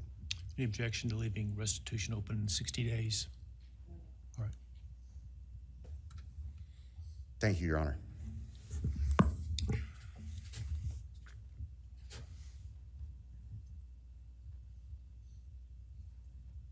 I think it's necessary and appropriate to share for everyone here, including the court, the background that brings us in front of Your Honor today for these proceedings. As the record reflects, and as everybody in this courtroom knows, the defendant has pleaded guilty to all 5 counts charged in the indictment. Under oath before Your Honor, he has admitted that the charges against him are true. He has reassured the court that he has not been coerced or threatened to make those admissions. And Your Honor did an extraordinary job in taking the pleas back on July 2nd. We appreciate the court's discipline and insight. The defendant has also waived appeal on the multitude of rulings from this court and Your Honor's predecessor in Latah County on dozens, literally dozens of motions seeking to dismiss the case, seeking to control or limit evidence, seeking to offer evidence that would not be appropriate. And we appreciate the court's consistent rulings based on the law, based on the facts. As Your Honor will recall, on June 18th, it's just really not that long ago, we appeared before this court for arguments on what became the defendant's final motions to this court. Motion where they wanted to offer evidence suggesting that other people were responsible for the defendant's actions, and the motion seeking essentially an indefinite continuance of the trial.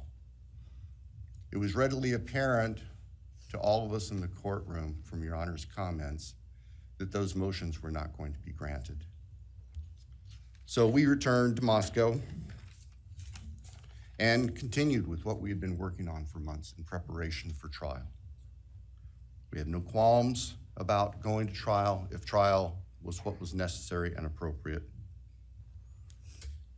The following week after we were in court, we were approached by the defense with an inquiry about a possible plea. And I can tell the court this is the first suggestion ever that there was any consideration, because indeed, the defense had maintained from the beginning that Mr. Kohberger, the defendant, was factually innocent.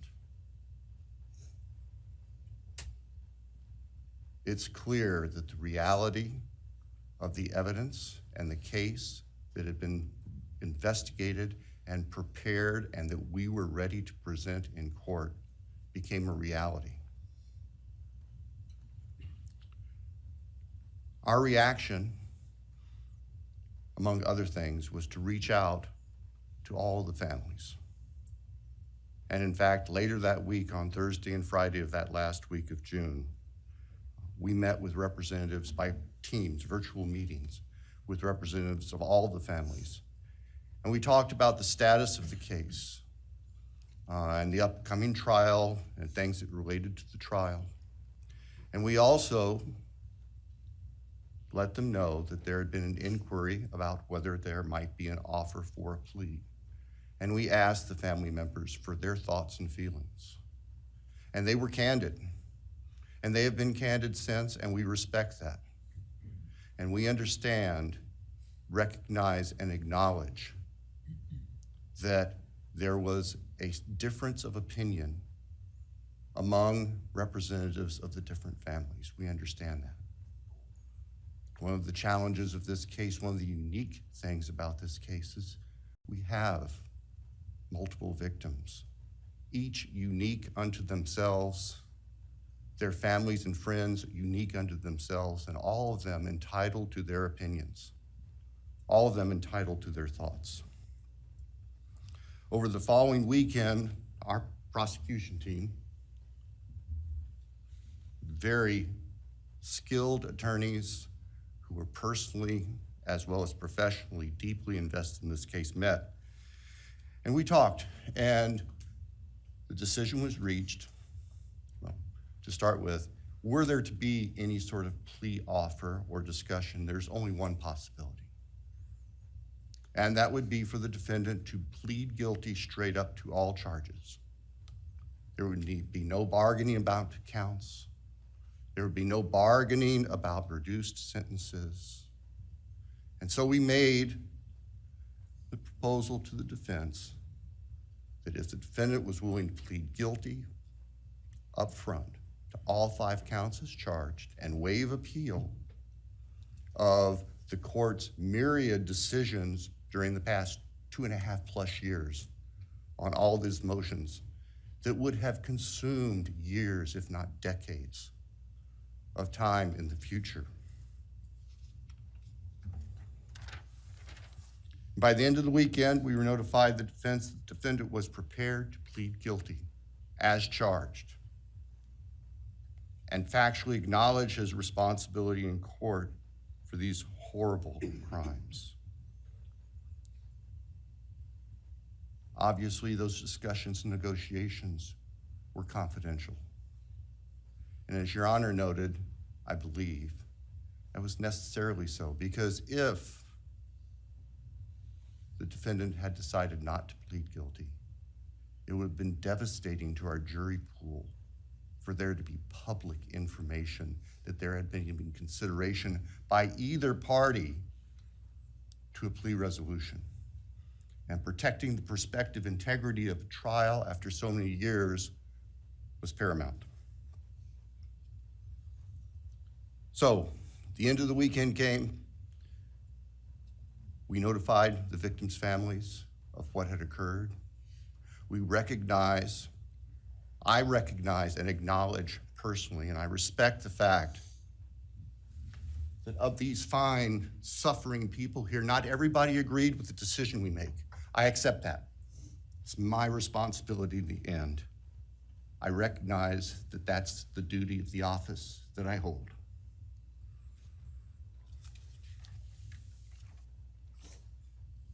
So now,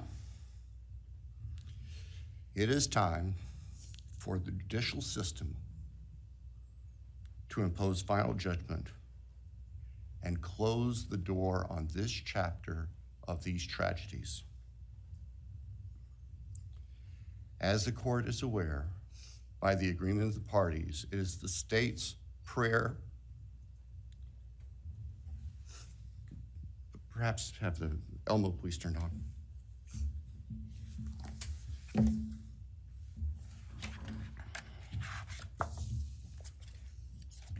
Thank you. That on count 1, the felony burglary, that the court sentenced the defendant to the maximum period of 10 years fixed in the custody of the Idaho Department of Correction. Then on count 2,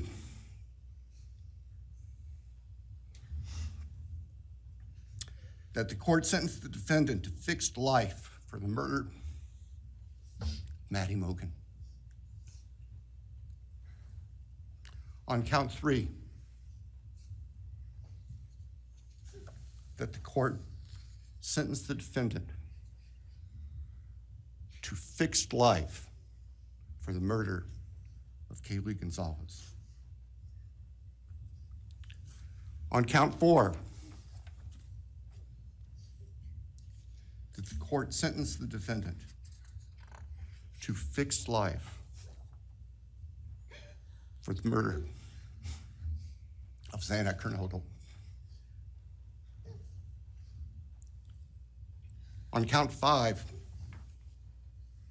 that the court sentenced the defendant to fixed life for the murder of Ethan Chapin. And the state further prays that these sentences be ordered to run consecutively, back to back, not at the same time, to recognize and respect the unique individuality of each of these beautiful young people whose lives were taken brutally and for no reason.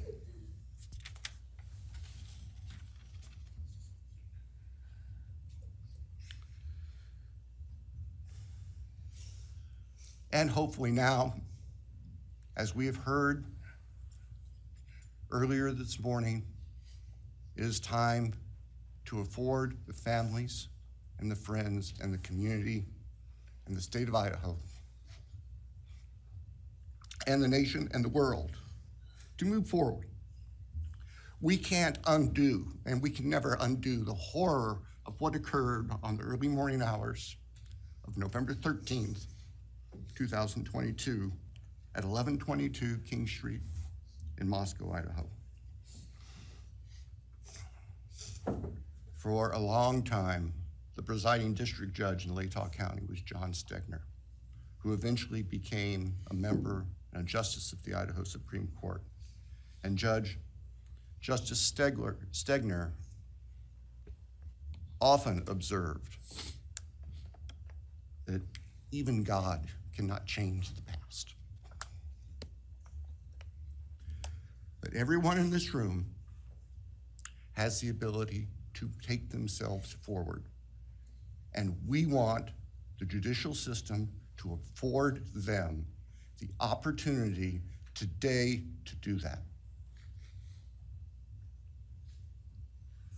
From today forward, our memories should be focused on these innocent victims whose lives were taken, on their families, on their friends, on the community. The court has heard discussion, talk today, reminiscences today about a special family that our victims shared, not just their natural, legal, and biological families, not just their university family within their sororities, for example.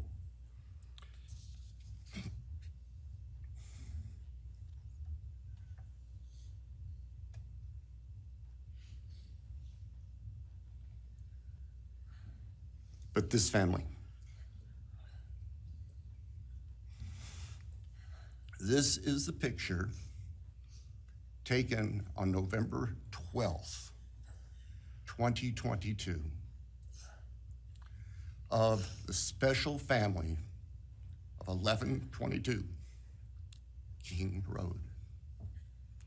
And you can see all 6 of these dynamic, vibrant, loving, special, innocent faces taken together just across the street from their residence, and barely 12 hours before 4 of them would be brutally murdered in their sleep. They've been described consistently as being bright, caring, vivacious, with futures we can only imagine now. But they were, and they remain, a special family that I think we should all recognize and appreciate. So it's time to move forward. There have been a number of statements directed specifically at the defendant today. I have one last thought.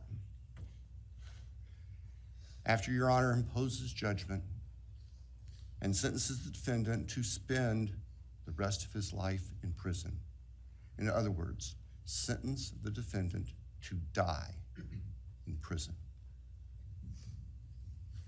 he's going to stand up in the belly chains and leg irons that he's wearing today, and he's going to be escorted into the custody of the Idaho Department of Correction.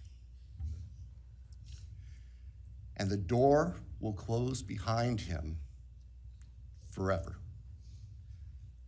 That is the closure that we seek,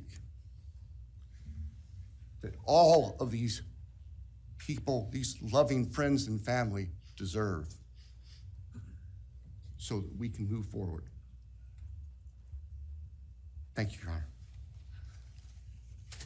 Thank you.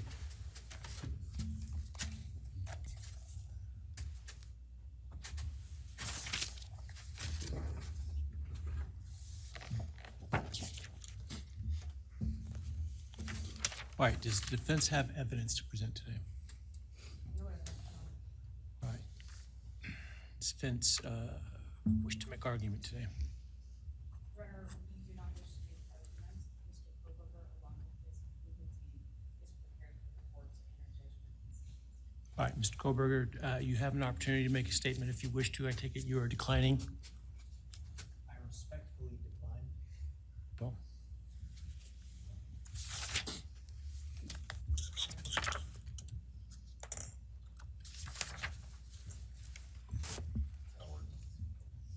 please. All right, let me start this morning by acknowledging and thanking those that have come here today in support of their loved ones, and I appreciate your courage and your strength. And I hope that you are able to move on as best as possible. Thank counsel for the professionalism that they've exhibited throughout this case. It has been my great honor to preside in this case and to help bring, to the extent possible, some resolution and hopefully justice to this case.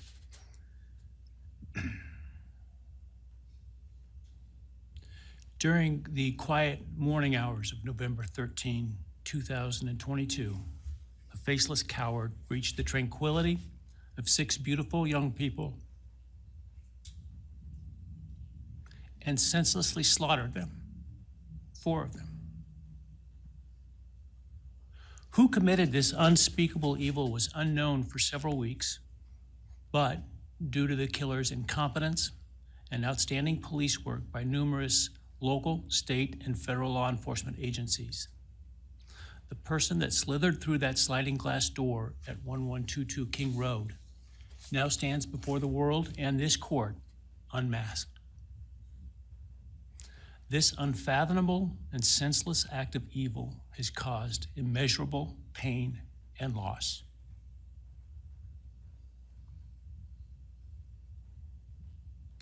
No parent should ever have to bury their child.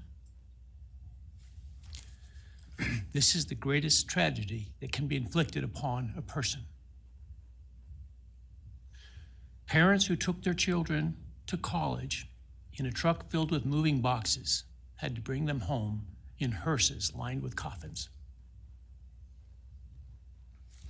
The loss this killer inflicted was not just the death of these people's children, siblings, grandchildren, as we've heard today. It has ripped a hole in their soul, destroying a special part of their very essence. Any person who is a parent defines themselves foremost as such.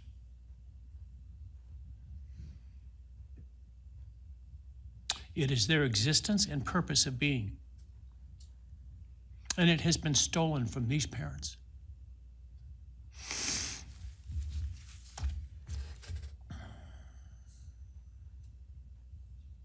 None of us have experienced the loss these victims have in the unspeakable way that they have. And therefore, none of us can, nor should we, question the way in which they have handled their loss. Whether that be in private mourning, removed as far as possible from this media circus, or in front of a camera demanding retribution with the loudest megaphone. I've listened intently to the stories and pain that have been shared today, with great awe at the courage and resilience of the surviving family members of those wonderful children. I've listened also to the surviving roommates, both in person and through their friends.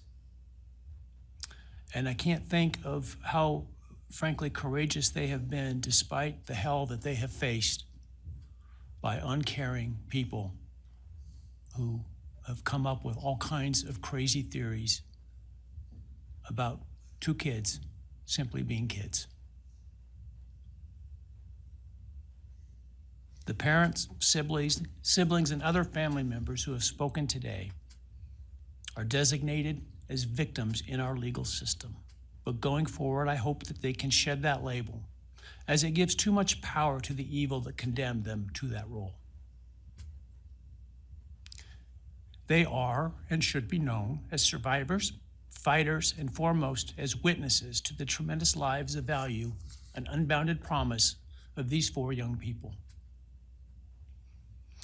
But those speaking today and those who did not speak, but who carry this same burden, this same loss, now carry forward the memories of these now perpetually young people, these forever children. These survivors carry the responsibility of ensuring that the voices of these children, Maddie, Kaylee, Xana, and Ethan, are never forgotten, and the positive impacts that they have had on so many lives are never minimized, and that the love they shared, the light that they shined onto others, is forever celebrated. As we sit here today, this case is ending, and we are now certain who committed these unspeakable acts of evil, but we don't know, and what we may never know is why. I share the desire expressed by others to understand the why. But upon reflection, it seems to me, and this is just my own opinion, that by continuing to focus on why, we continue to give Mr. Kohberger relevance. We give him agency and we give him power. The need to know what is inherently not understandable makes us dependent upon the defendant to provide us with a reason, and that gives him the spotlight, the attention, and the power he appears to crave. Yet even if I could force him to speak, which legally I cannot, how could anyone ever be assured that what he speaks is the truth?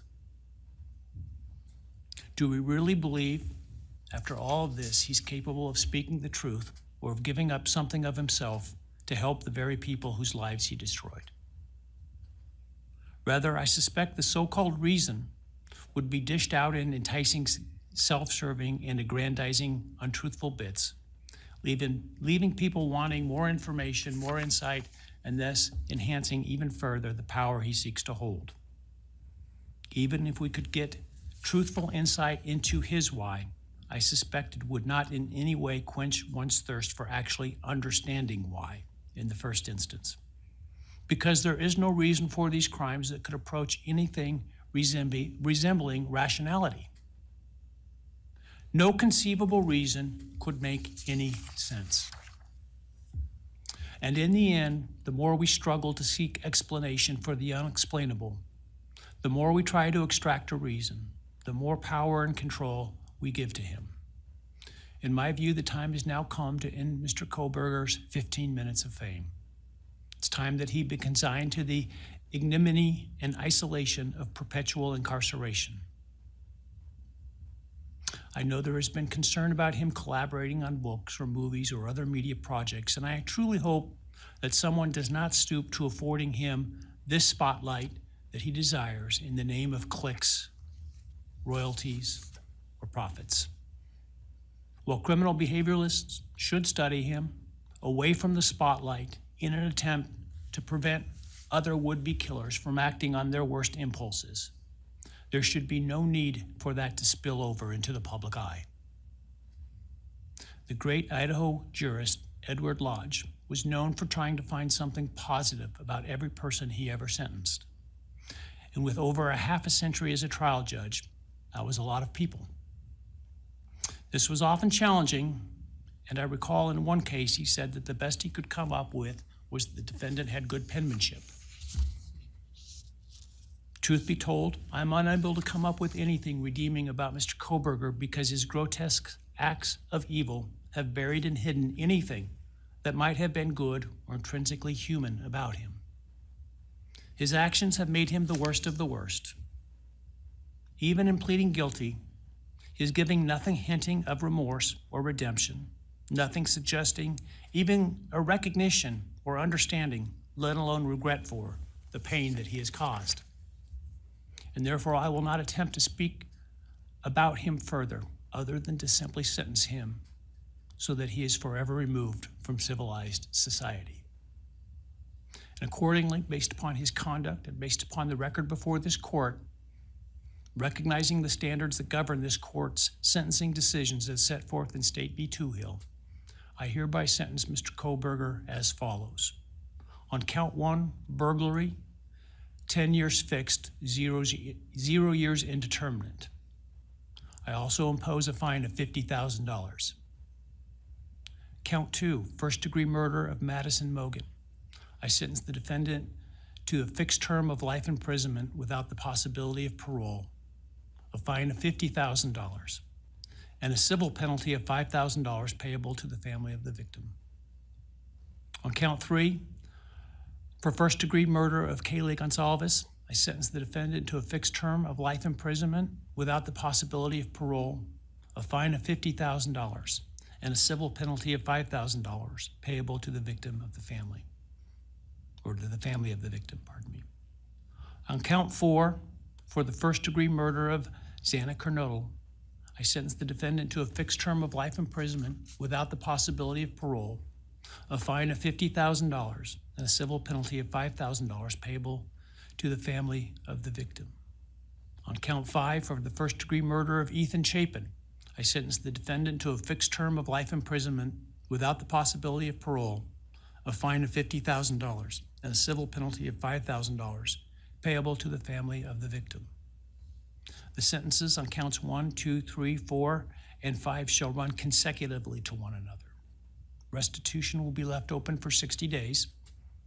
Defendant will be required to submit a DNA sample and a right thumb print impression to the Department of Corrections and comply with the DNA Database Act. I remand the defendant to the custody of the Idaho State Board of Corrections for to be imprisoned in an appropriate facility in execution of the sentence where he will remain until he dies. Though you have waived your right to appeal, you do have a right to file a notice of appeal, and any such appeal must be filed within 42 days of the date of the written judgment, which will be entered shortly hereafter. Though the appeal, you should be aware, may be deemed a violation of the plea agreement, and so I certainly suggest you discuss that with counsel if that is your desire. I ask the media and public present to allow the families to be escorted out first before they leave. Again, thank you to everyone for your stories today. I am strengthened by them, and I am encouraged by your humanity and strength, and God bless you. We're adjourned.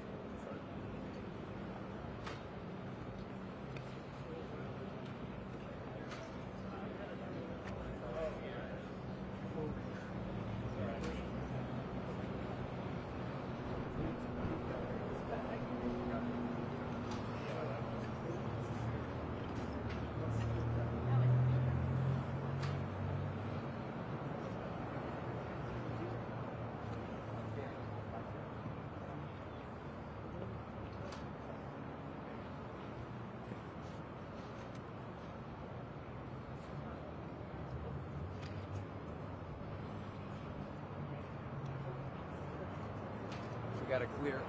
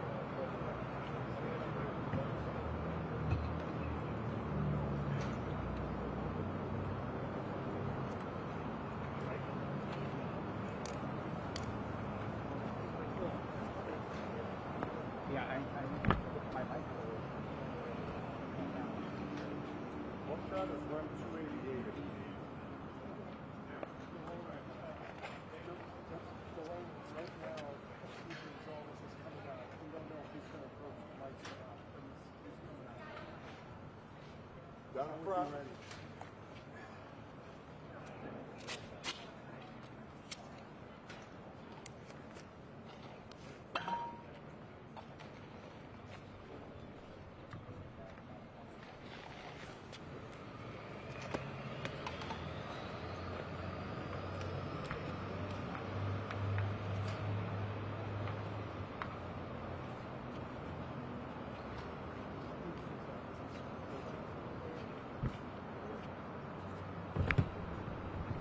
As a prelude, it's been a long and emotional morning, so please show some grace to the families as they answer your questions. Thanks so much.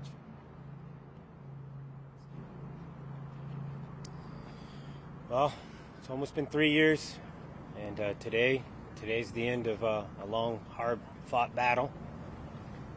But we have our person, and we have him where he belongs. So for that, we are thankful for all the men and women that put the work together, put this case together, and once it's part of the court system, it was a little ugly, but we got that conviction, and we're glad to be moving on. Glad we can move on. Steve, the family or the judge talked about how we may never know a lie, and it may not be worth it to try to answer the lie with something so sensitive. It makes sense to me. What do you feel about that? There's some truth to that, but then, there's also the fact that, what would he tell as a lie as to opposed to the truth, so. The knife, if he gave the knife up, or if he gave a part of his kill kit, if he gave out facts that only the killer would know, It would corroborate things. it would corroborate things. And he even addressed there's been way too many conspiracies, and the surviving witnesses had to go through hell. Well, no better way to protect them than by getting some of those details. If you got those details, then, it's as simple as just saying I did it solo would have been, valuable, I think. And we stand by the negotiation wasn't justice. It was just it was a shortcut, and we said from the very beginning we're not interested in a shortcut for our daughter. And we wanted everything. Steve, you turned the podium at one point. Talk to us about why you wanted to stare him in the face. Because he's a coward. He's been protected by the court from day one, the minute that he was arrested. So I wanted to let him know that I was directing everything towards him, and his days of being protected are coming to an end. From what I've been explained, he gets on a van today, and he's got like 12-minute ride, and then he'll be the responsibility of Idaho State. Were you planning on turning the podium, though, or did you do that in the moment? I remember reading it saying "Do not move," so I was like, "Well, I'm moving this." I just kind of made that decision right then and there. So, I want to make it as difficult as possible. I knew my daughter was going to do a speech, and I'd heard it, and I was like, he's going to hate this. He's going to hate this next set of people that are going to come forward and really rip into him and really expose him for what kind of a piece of trash he was. And we've been waiting a long time to say some of those things that needed to be said. Stephen Jr., you chose not to speak now. Is there anything to say? I'd written up a statement. I don't know. Yeah, maybe this is where you go. Okay. Well, allow me a second. Maybe it wasn't court appropriate. Yeah, it definitely wasn't. Yeah, my name's Steve Gonzalez. I'm Kaylee's older brother. She was my little sister, my friend, the middle child in the heart of our family. There are no words that can fully describe her spirit, but if you knew her, you knew joy, you knew light, you knew someone who made everything better just by being in the room. My statement was largely grounded in one goal, and that was to do everything for anyone who listens to this and has to go through something similar to not have to endure what we had. My family's fought tirelessly, not just for answers, but for accountability. We've stood in front of cameras, behind closed doors, and across from people who didn't want us to speak, but we did, and we won't stop now. Across nearly every murder case prosecuted by Bill Thompson, including the killing of University of Idaho football player Eric McMillan, there is a clear and troubling pattern. Families are left feeling unheard, justice is negotiated down through plea deals, and the public is left with unanswered questions. In the McMillan case, charges were reduced from first-degree to second-degree murder, prompting confusion and outrage from the victim's family and community. The same pattern is emerged in the Silas Parks and John Lee cases, both of which prosecuted by Bill Thompson, where capital-eligible crimes were resolved through plea agreements, sidestepping trials and diminishing public accountability. The most egregious of these crimes was the brutal killing of Whitney Parks, a young pregnant woman whose life was taken by her husband, Silas Parks, during a violent domestic assault. Whitney was only 22 years old. Whitney was beaten and strangled in her own home, an act of cruelty that not only ended her life, but also the life of her unborn child. And yet, despite the devastating nature of this crime, Bill Thompson reduced the charges from murder to voluntary manslaughter, ultimately securing a sentence that allowed Parks the possibility of parole after just 5 years. There was no trial, no full accounting of what Whitney endured, no acknowledgement in the legal outcomes of the child she was carrying. For Whitney's family, and for anyone who believes that justice systems should speak forcefully for victims, this wasn't justice. It was a deal, and it was like so many others under Thompson's watch. It prioritized expedience over accountability. Now, almost predictably, we find ourselves reliving that pattern in the current case. Despite the magnitude and brutality of the crime, the prosecution chose to accept a plea deal behind closed doors, without trial, without ever consulting our family in any meaningful way. In fact, we learned from the plea deal that had been finalized from an email from the prosecution team. Not in person, not with warning, not with respect. That moment underscored what we feared all along, and that this case was following the same well-worn path toward expedience over justice. Sentencing once again fails to reflect the severity of the act, and the emotional fallout has landed again on the shoulders of the victims' families, who have been left out, unheard, and grieving not just a horrific loss, but a system that continues to bypass them. The through line is undeniable. Whether it's 2004 or 2025, this prosecutorial, is that a word? Sorry. Prosecutional approach has consistently abandoned the very approach it is, or the very people it is supposed to protect. The trend you'll notice from Thompson's prosecuted crimes are the following: plea bargains avoiding capital punishment, charge reductions, sentences that misalign with the gravity of the crime, lack of trial due to plea bargains. These aren't just failures in process, they're failures that have real consequences for real people. After reviewing Bill Thompson's history, it's clear our family was never given a fair chance at justice. But this isn't just about a prosecutor's record. It's about Kaylee. It's about my sister. She was not just one of the Idaho 4. She was a daughter, a sister, a best friend, and the light in every room she walked into. When the prosecution followed the same path we've seen before, closed doors, limited input, in a plea deal handed down without our voice, it became painfully clear that Kaylee was being treated just like another case. But she wasn't. She was everything to us, and our pain has only deepened, knowing that the system didn't fight for her the way she deserved. I'll leave everyone with this. There's 1,000 things I wish I could say to Kaylee, but today I'll just say this. I will always carry her with me for the rest of my life, and I will never stop being her brother. Thank you. Now that the gag order is lifted, is there anything that you've learned over the last 2.5 years from the investigators or the prosecutors that you can share with us now that you can speak about? Well, I think it was kind of interesting that once the president sent a truth statement out, they called us right up and they told us everything. So I don't know what was holding them back before, but we spent about 3 hours, close to 3 hours with the lead detectives, and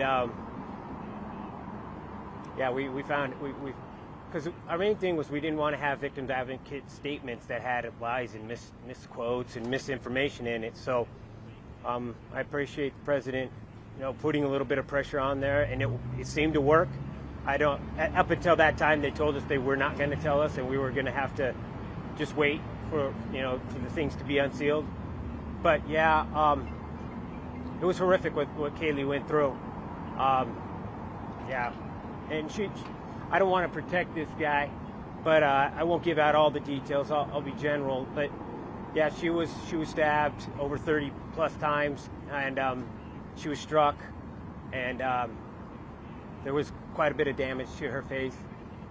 So this guy's just an absolute monster. Anyone who thinks that he's otherwise, I just looked at pure demons out there. When I was looking at him, we had a stare down, and he's just filled with demons. He's dark pits of eyes, and there's something seriously wrong with that man. Steve, why was it important for you to look him directly in the eyes? And what did you see as you spoke to him? I looked him straight in the eyes, and I just seen black holes and just anger at me. He was telling me with his face that he fucking hated me. He absolutely fucking hated me. And why did you want to speak to him directly that way? It's the most personal one. Like, Yeah, look at yeah, me in my eyes. You took my daughter's life. Look at me. Yeah, Did your family get something today that it needed, or was this? Yeah, 100%. I think it's a little early to actually even answer that for myself. I think that kind of stuff needs to set in and sink in, and you regret maybe saying some things, or you wish that you would have said things. So I think right now we're just kind of in the mix of the tornado, and the real feelings. As the spotlight then fades, what do you want the public to remember? Our main thing is hopefully this could be a template for another family that, you can use the media as much as they're using you. You can use it to keep people accountable, keep people honest, keep the court system, treating you with a little bit of respect. And I think that's what we did. And the more that you get active, I think the more chance that you're going to get that justice in the end. I think you really got to try to make your kids stand out, or whoever you're trying to protect, you make them real. Get on the internet and talk to people. Before you go, and I know you want to go, I want to ask, Olivia today was spectacular. But Olivia asked the question, what was the other weapon you used on my sister? Despite this meeting you had with prosecutors, there still sounds like there's something real in there. Can you explain that to us? No, we do know that another weapon was used on Kaylee. So we don't know what that weapon was, but They didn't recover it. along with the knife wasn't recovered. But Kaylee was not just stabbed. There was other things that happened to Kaylee. Talk about that a little. The conversation we had with the prosecution was about healing more than anything. It was about giving the victims' families answers. And they may share some of that information at a later date, but today is not the day for that. Today is about the sentencing. It's about putting the defendant in prison for the rest of his life. So there may be more details to come about that, but that conversation that they had was about the healing process and finding some answers that they had. And so we may share at a later date, but today is not the day, okay? Thank you guys for being available. Thanks.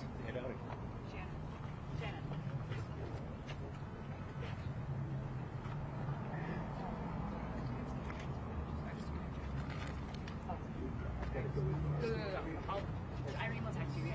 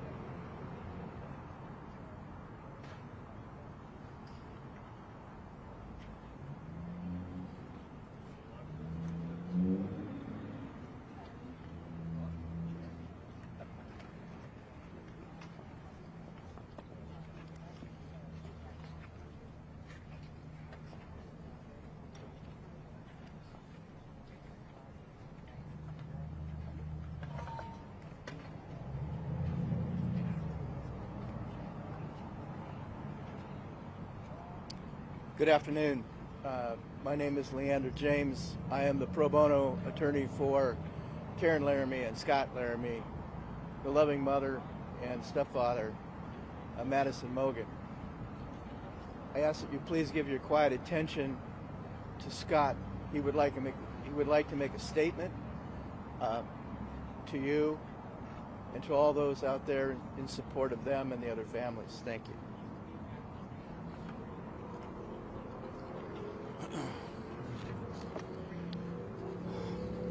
Karen and I just left the sentencing where we gave our victim impact statement. Judge Hippler sentenced the defendant to the maximum allowable sentence under the plea agreement. The sentence will ensure that this evil will never again terrorize a family as he did ours and 3 others. The trial would have involved risks. Had the defendant been convicted, he may not have been given the death penalty. Had he been convicted of the death penalty, we would have had to endure years, maybe even decades of appeals. This way, his fate is sealed. Society is protected, and we can move on with our lives and attempt to recover. Maddie was our purpose and our hope. We remain lost without her, but we will find our way. Thank you.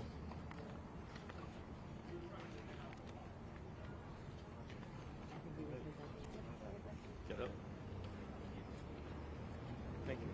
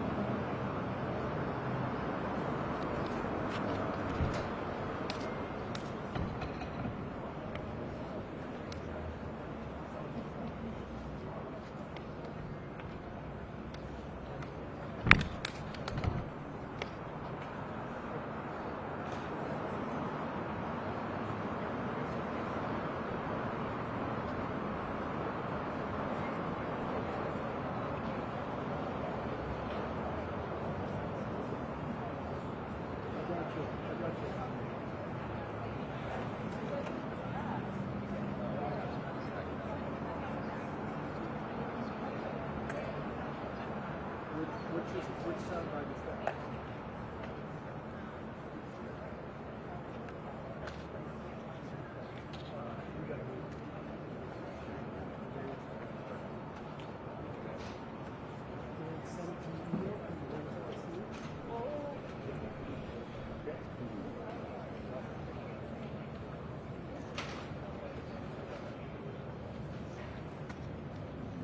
I do not have anything for that. Can you just tell me what it is?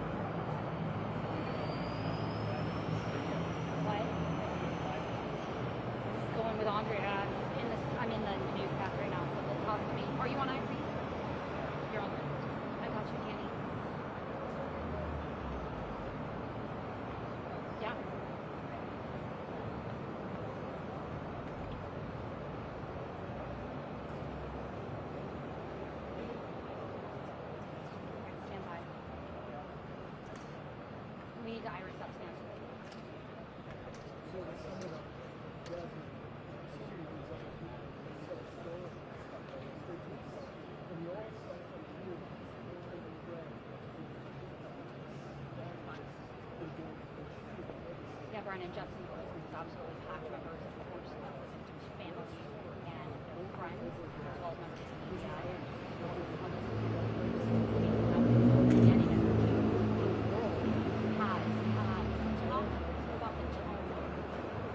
It's just so hard to this is a story that affected real people, real families, real friends, and we are seeing and hearing from many of them for the first time.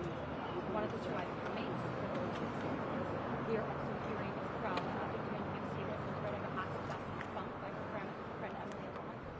And that's how the hearing started. It was really emotional. Both girls, both Emily and Dylan, very, very choked up, reading these statements saying they felt this immense amount of guilt. And they deal with this incredible anxiety still every single day. But they know they need to move forward. They know they need to live for their friends because their friends can no longer live.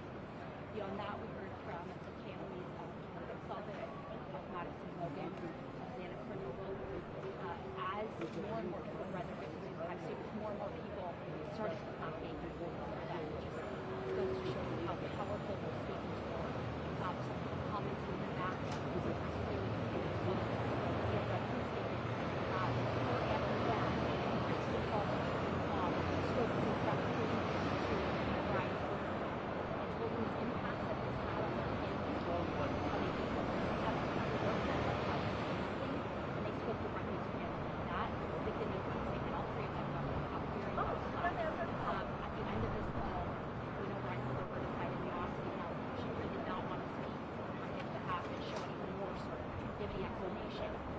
throughout this entire hearing today, he stared directly at the people that were at the podium talking, whether they were addressing him or whether they were addressing the judge or reading from their notes. He was staring emotionless, really, as sobs could be heard from all over the courtroom.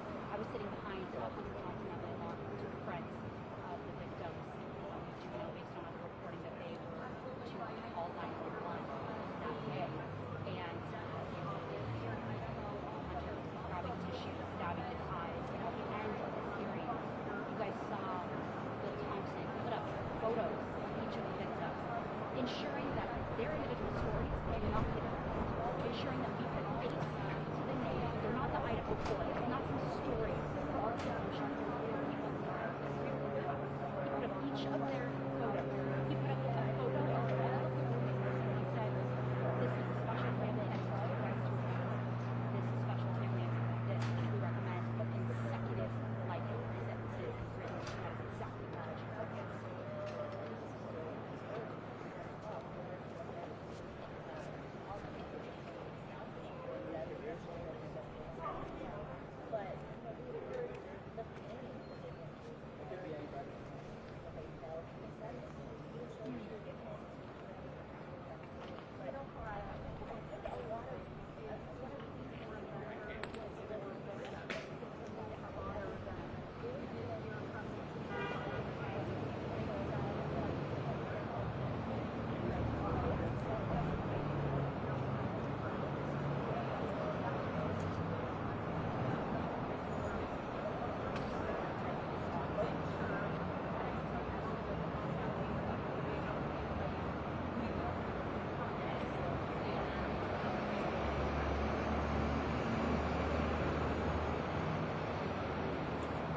Yeah, you know, to give you a picture of what it looked like in the courtroom from the family members and friends that I know of, Kara Knoll and I believe her brothers were sitting in the front row, right side of the courtroom.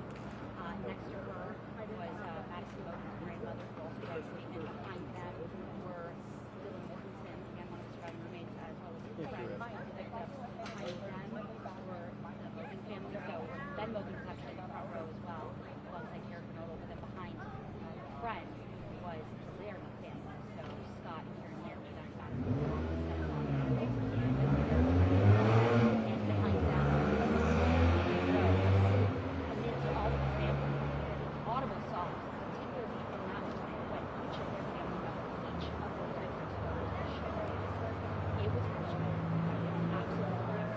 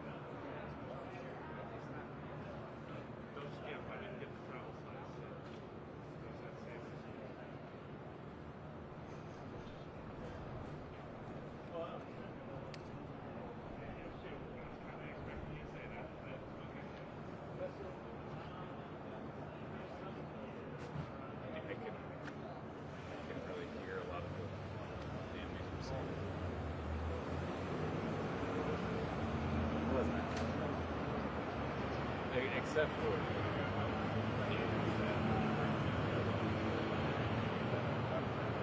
Certainly.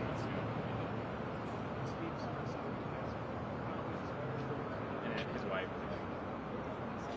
I don't know if you picked that up.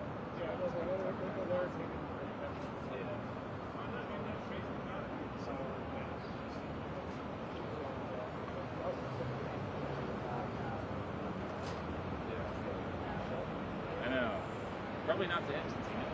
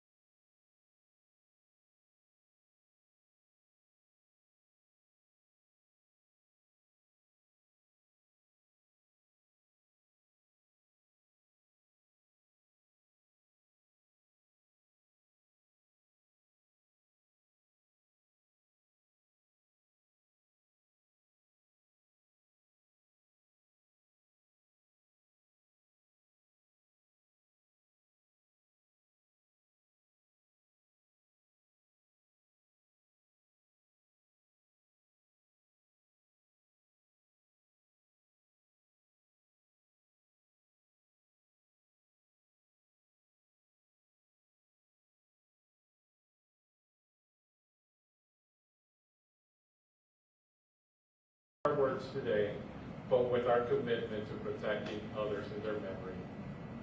I will never stop fighting for the people of Idaho, and I thank every single member of this community who has just reached out to the families and supported them. And may God bless the souls of the victims and the families who have suffered. Thank you. Now we will transition into our question and answer phase. Joining me at the podium will be Bill Thompson from the prosecutor's office and the two lead investigators, Brett Payne and Darren Robertson. Just a couple of things before we begin. We recognize that everyone has a lot of questions. We're going to try to do our best to get to as many as we possibly can. Also, keep in mind that there are still some things that we are unable to talk about because of either privacy interests of the victims and their families and where they are under seal currently in the court.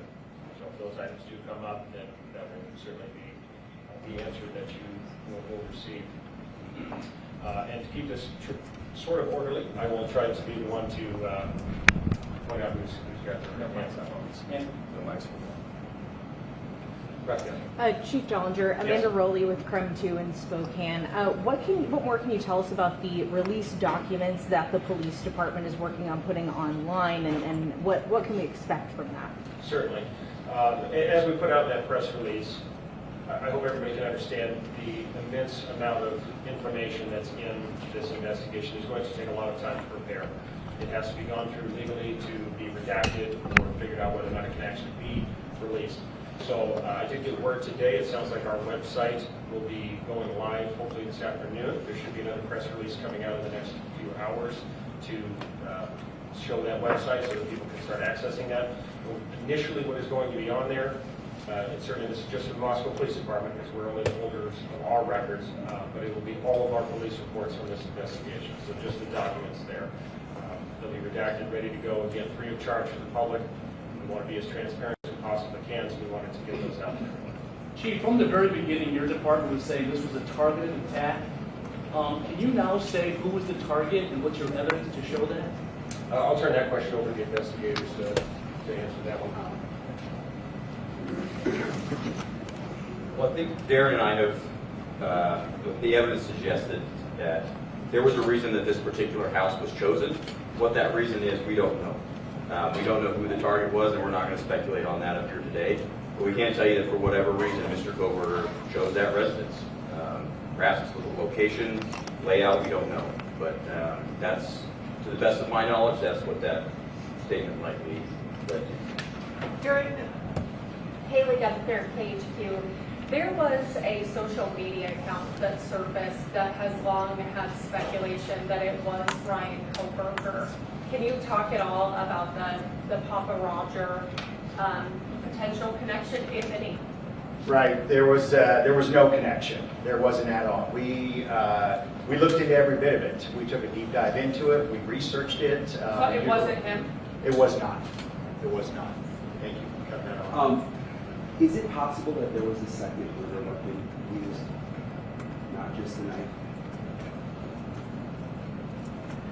Is it possible? All the evidence shows and tells us that he used a knife, a K-bar knife, and that's a weapon we believe was used to commit all the murders. It sounded like the Gonzalez family said that there was a second weapon that was used on Haley Gonzalez. Can you confirm or deny that? Out of respect for the families, that's something that you'll have to get from them. If they wish to share that with you, then probably to them, not to us. Thank you. And one more question. You said that it seemed like he chose that house. There's no clues as to why he chose that house? You know, after working in Moscow for several years as Chief Dollinger, that area is frequented by many, many people at all hours of the night when college is in session.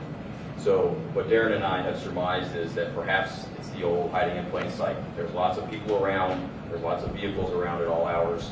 It's not isolated where you'd be noticed, so that's where that comment comes from. It does, and though it doesn't make sense, and it's if you were in that neighborhood at all, it's a very complicated neighborhood. It's very closed in, but at the same time, there's everything from college kids to adults that live there, people that have full-time jobs, part-time jobs. So any one of us could come and go and fit in there. So, DA Thompson, during the plea hearing and then again today, it seemed like your voice quivered a bit when you were either putting up photographs or mentioning the victim's names. I'm just wondering about the emotional toll on that. Yeah, you're right. My voice was quivering. Y'all were in there. There's a lot of powerful emotion. Losses are almost indescribable. And maybe my filters aren't as good as they might have been 45 years ago when I started in this business. But I think you also saw that even Judge Hitler was affected and impacted by this. There is no easy way to remain stiff-lipped and dry-eyed through this kind of tragedy. There just simply isn't. I'm sure you're not aware of this yet, but there was a photograph, or they zoomed in on a picture that Bryan Kohberger had on the defense counsel table. It was an image of a black heart. I don't know if you heard this or seen the image. Hearing this, your thoughts? First I've heard of it. There is something I need to say though real quick. This is the product of, I'm sure, I'm getting old in my failed memory, but there's one other person I need to recognize, and this is very important to us because this was the key person that was going to take us through trial. And that's Josh Herward, former United States Attorney for the District of Idaho, who left office and voluntarily joined our office as a special deputy to help us. My apologies for the oversight as I wasn't reading my notes correctly, but thank you for that little interlude. I guess my question is for Mr. Thompson, since you're still up there, incidentally do with law and crime.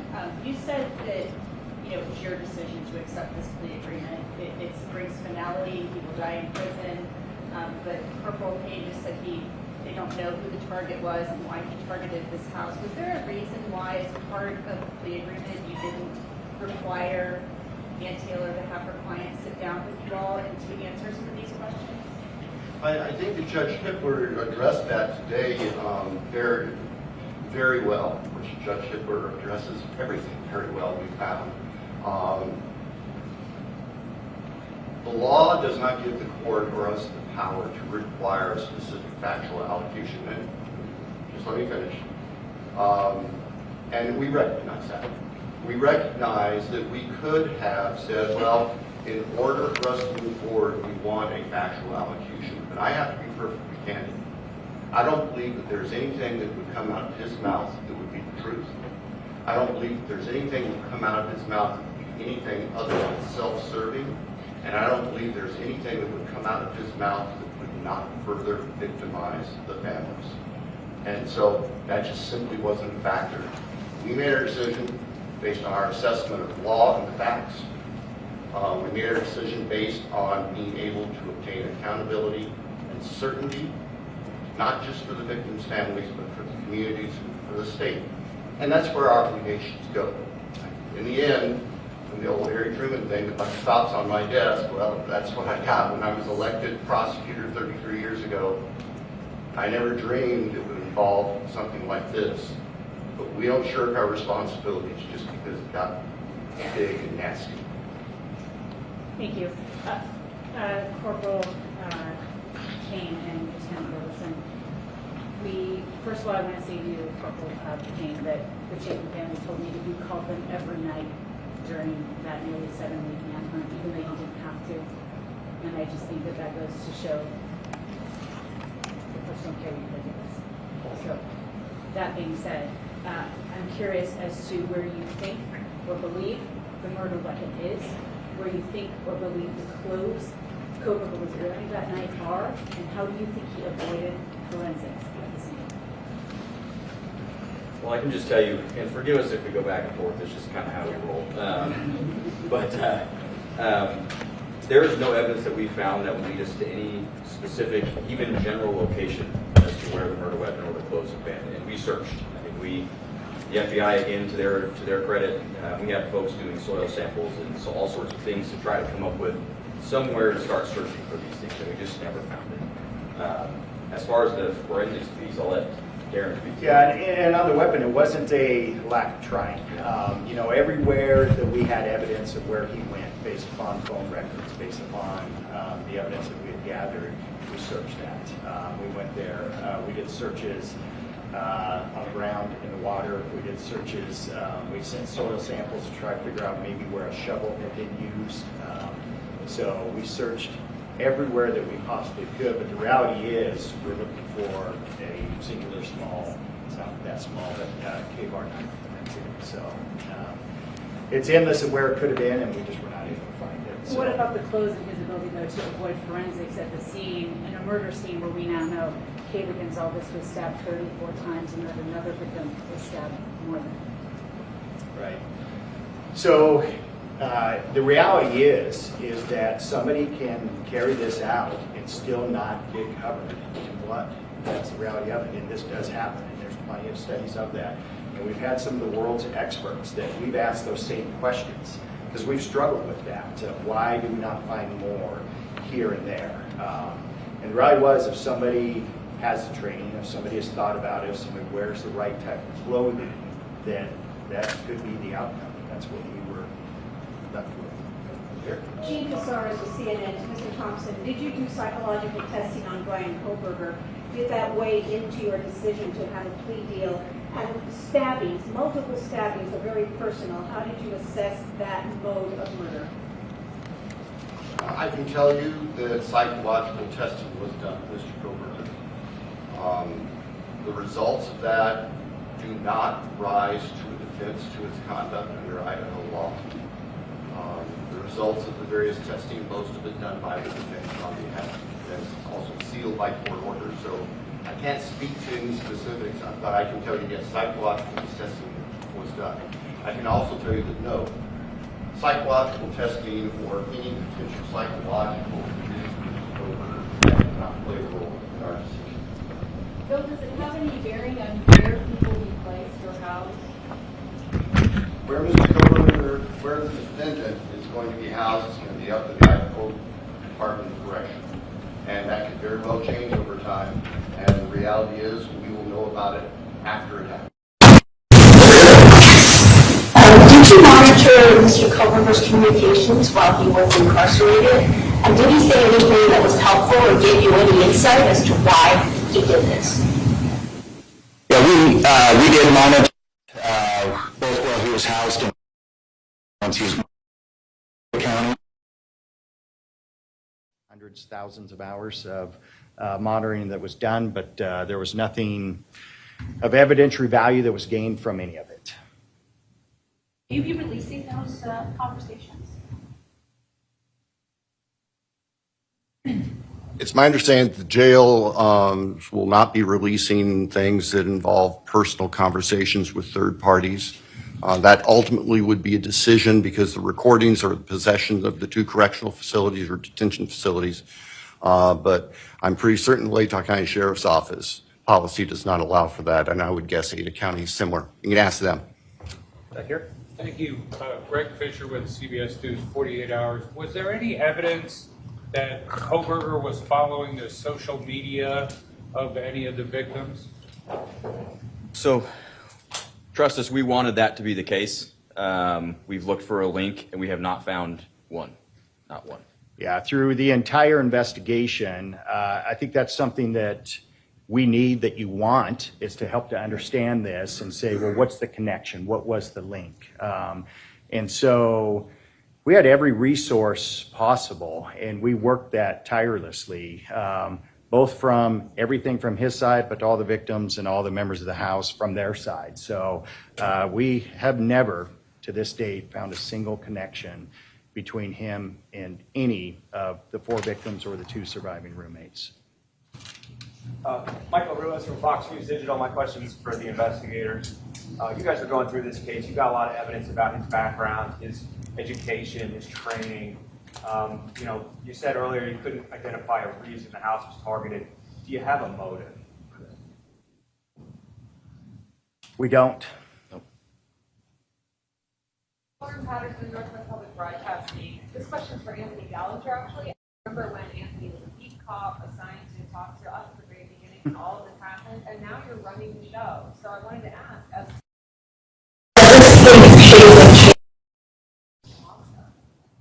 It's changed everyone involved. How could it not? It was a devastating tragedy to our community, and our police department is a part of that community, and it was very difficult for us as well. So, but it is certainly a part of our history that we will never forget. Yes. Rebecca, level of interest in a court case like this in Idaho matched by an extremely high level of secrecy in the case. The Gonzalez family has said that they're desperate for answers about what happened to their daughter. Do you anticipate most of the court documents being unsealed, or are there things that you will specifically request remain sealed? As far as the court documents, Judge Hippler has told us that he is going to work with the attorneys to go through every sealed document. Many, probably most of the documents were sealed for the purpose of protecting against tainting a jury pool. And those documents I would expect would become unsealed. Requests for discovery, various things like that. There are also documents in there that contain very personal, private information regarding victims and families. I expect those likely will not be released under Idaho's protections against what the law calls unwarranted invasions of personal privacy. I realize that can be frustrating for folks who want to be able to explore this thoroughly, but we have to balance, and the law balances, the privacy of the people who have suffered, including the victims who are dead, with giving the public as much information as we responsibly can. Alex Duggan, the spokesman for you. I'm just wondering, did a lack of knowing the reason or the motive concern you when prepping for trial? Because juries tend to want to explore the motive or reason for a crime. And also, how do you as investigators and attorneys grapple with that? Because if you can't rationalize something irrational, then how do you continue knowing that you won't get an answer? Well, I'll tell you from an investigator standpoint, we already know and realize we often don't get to know that. We want it. We all do. We naturally want that. But the reality is it's not something that we have to have or that we get. And the reality also is that oftentimes those very things that you're asking about, they're only known to one person. It's the person that commits those crimes. And I think that's probably what we have here. And I would add that going through this whole investigation, I'd probably say it's easier than it was for Bill's offices. We were focused on a task. We had a task to do, and it was discovering evidence and interviewing folks and that sort of thing. So the motive necessarily doesn't play a part in that, right? Obviously it can, but we were just focused on getting the job done in the correct way as best we could. So. And from the prosecutor's point of view, yeah, certainly lack of a clear motive is something that we think about and consider as we're preparing for trial, because we're going to have a jury of 12, ordinary, honest citizens there who are wanting to figure this thing out. But we also, and I've also found that juries tend to follow the law. And even jurors who come in with strong feelings, they tend to follow the law that the judge gives. And there is no element of motive in Idaho law for murder. And so we set that aside as something that we were going to dwell on, whether there was clear proof of a specific motive, because we knew it wasn't legally required. And practically speaking, we knew it wasn't something that we possessed that we could give to the jury without speculating. And I'm sure as heck not going to stand in front of a bunch of 12 jurors and start speculating. We're going to give them the evidence. And the evidence in this case, what you heard at the time of his guilty plea back on the 2nd, that evidence was compelling, and it showed his guilt without having to worry about motive in a human sense. But thank you for the question. Did he say anything when he was arrested? Yeah, so Brett, myself, and members of the FBI, we traveled back to Pennsylvania. We were there, and I know they hit on it earlier, but I'd be remiss without talking about the the cooperation and the support that we had from them was absolutely incredible. From the time that we got on the ground with the Pennsylvania State Police and with the FBI back there, it was unbelievable. Anything that we needed, they were there to facilitate it. So we helped to shape what that looked like, what the arrest looked like, what took place once they hit the house on the search warrant and he was taken into custody. Brett and I were at another location, a barracks of the Pennsylvania State Police, and then he was brought to us and we conducted an interview with him that night there in Pennsylvania. Can you talk about what he said? So we went into this interview, we used a lot of influence and guidance from the FBI and their behavioral analysis unit to help us a ton in framing our our interview strategy rather. When we spoke to Mr. Kohberger, we kept it pretty surface level to begin with, the idea being get him to speak and keep him speaking. It was pretty surface level, and then when we tried to get into things a bit more detail, he decided to end the interview. So that's pretty much as soon as we tried to walk into the purpose of why we're there, which obviously he knows we're detectives from Idaho, so that's when we really started to shut down, and then he just shut it down. So what was his demeanor? Calm, relaxed. Say very similar to what you see and whenever you see him in court. Next question. Yeah, Mike Baker from the New York Times. I'm wondering if you can talk about Mr. Kohberger's family, whether you got much cooperation, tips, input from them along the way. The only thing I'm really able to talk about is that we didn't get any tips or any evidentiary items from the family. So, down to that? No. Just wondering if you ever had any idea of what made Mr. Kohberger take the plea deal in the end? No. Okay.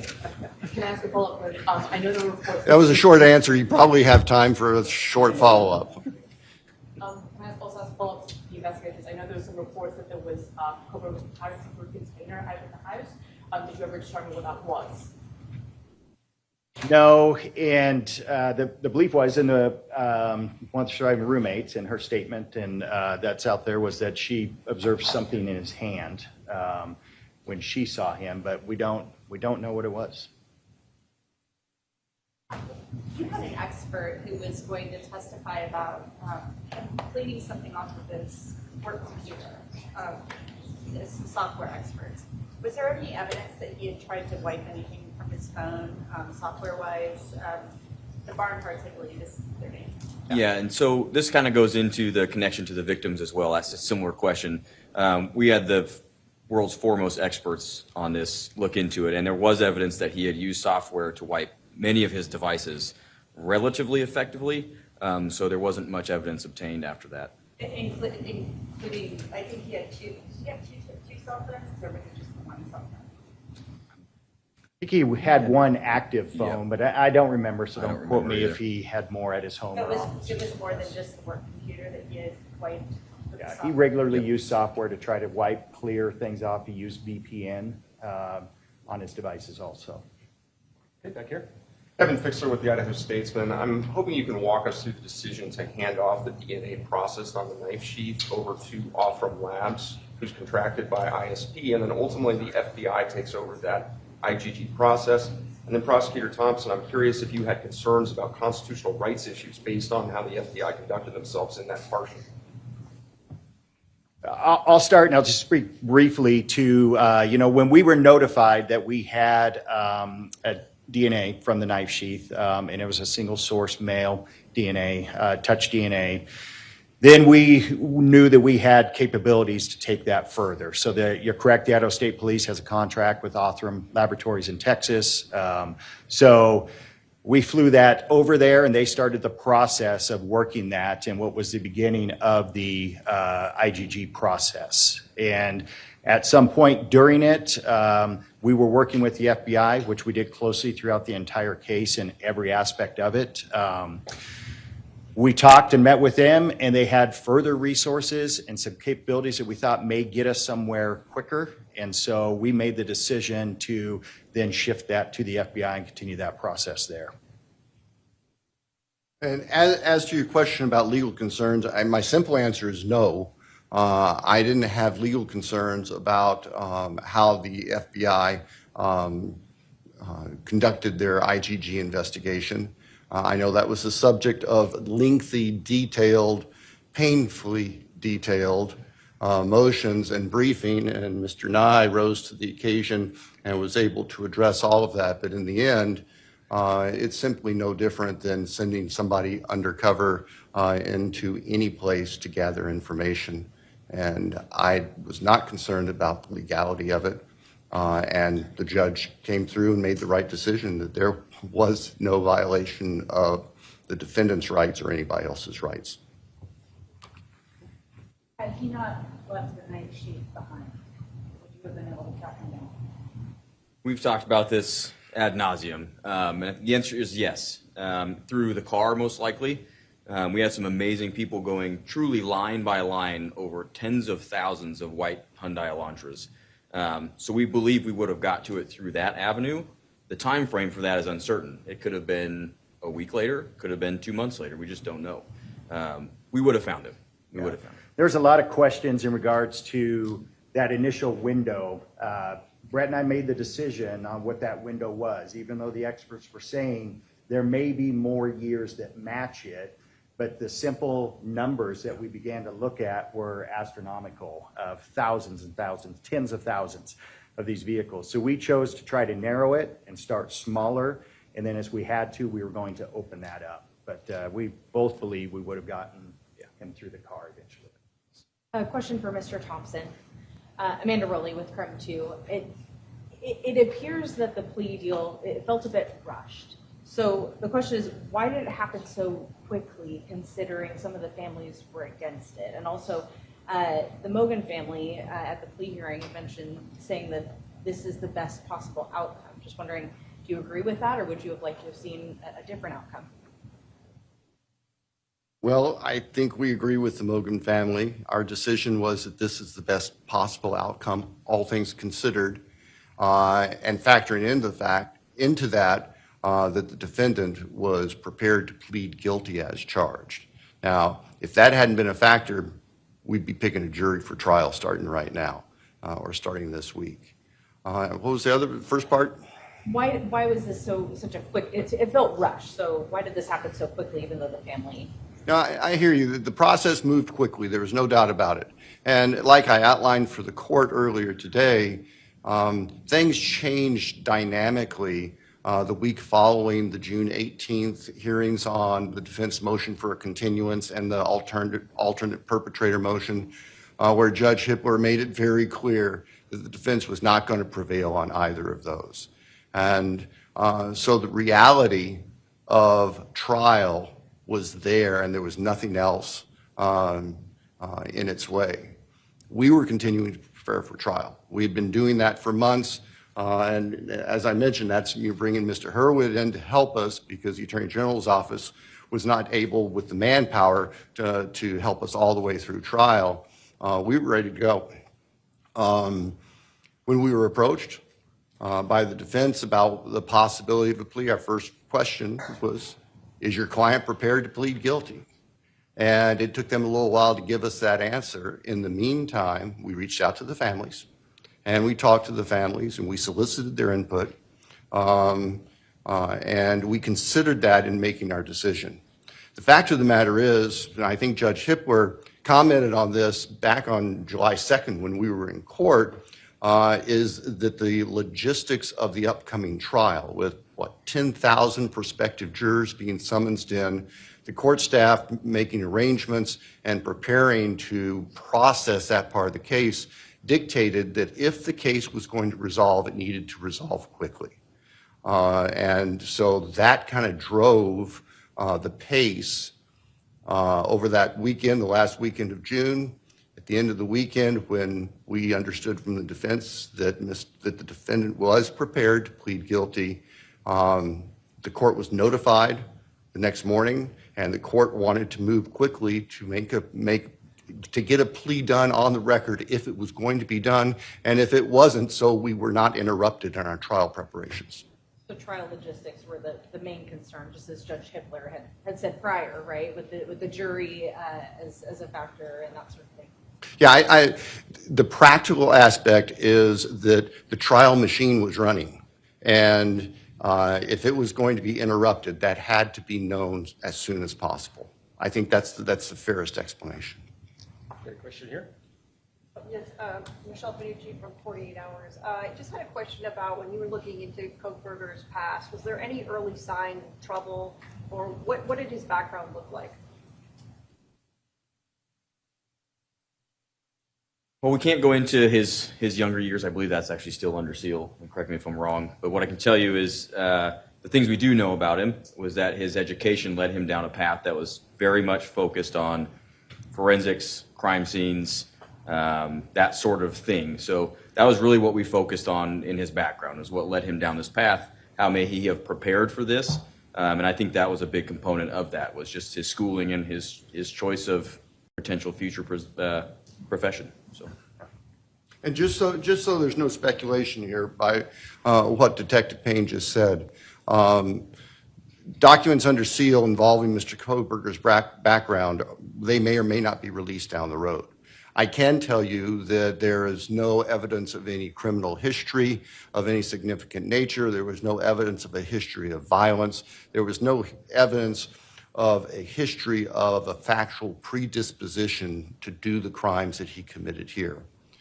So if there are any concerns among your listeners or readers that somehow he was a serial killer in waiting with all of these prior actions, we are not aware of any behaviors like that that preceded what happened here in Idaho. We'll take this question here, and then we're going to have two more after that. Yeah, I'm going to argue with CBS News' questions for Mr. Thompson. Mr. Thompson, you talked about having before the plea deal was reached, including Gonzalez. Have you spoken with Gonzalez's afterward about their displeasure with this, and if so, what is that conversation? We have spoken with families afterwards, and I can tell you that families that did not agree with our decision have made that very clear to us, and I don't expect anything different. I respect, and we respect, that everyone is going to grieve differently, even within family units, and everyone is going to look at the case and possible resolutions from their own light, and they are entitled to that as victims. I'm not going to pretend that everybody was just fine with our decision, because there were families and family members who were not. And we accept that. We recognize that. It's just a fact of life. More questions? Hold on again. It was stated earlier that the target is unknown. However, it's been speculated that the convicted may have encountered Maddie while she was serving at the Maddie Greek restaurant due to the vegan menu options. When his digital data was analyzed, were there any location pins or any information there that could have connected him to where Maddie worked?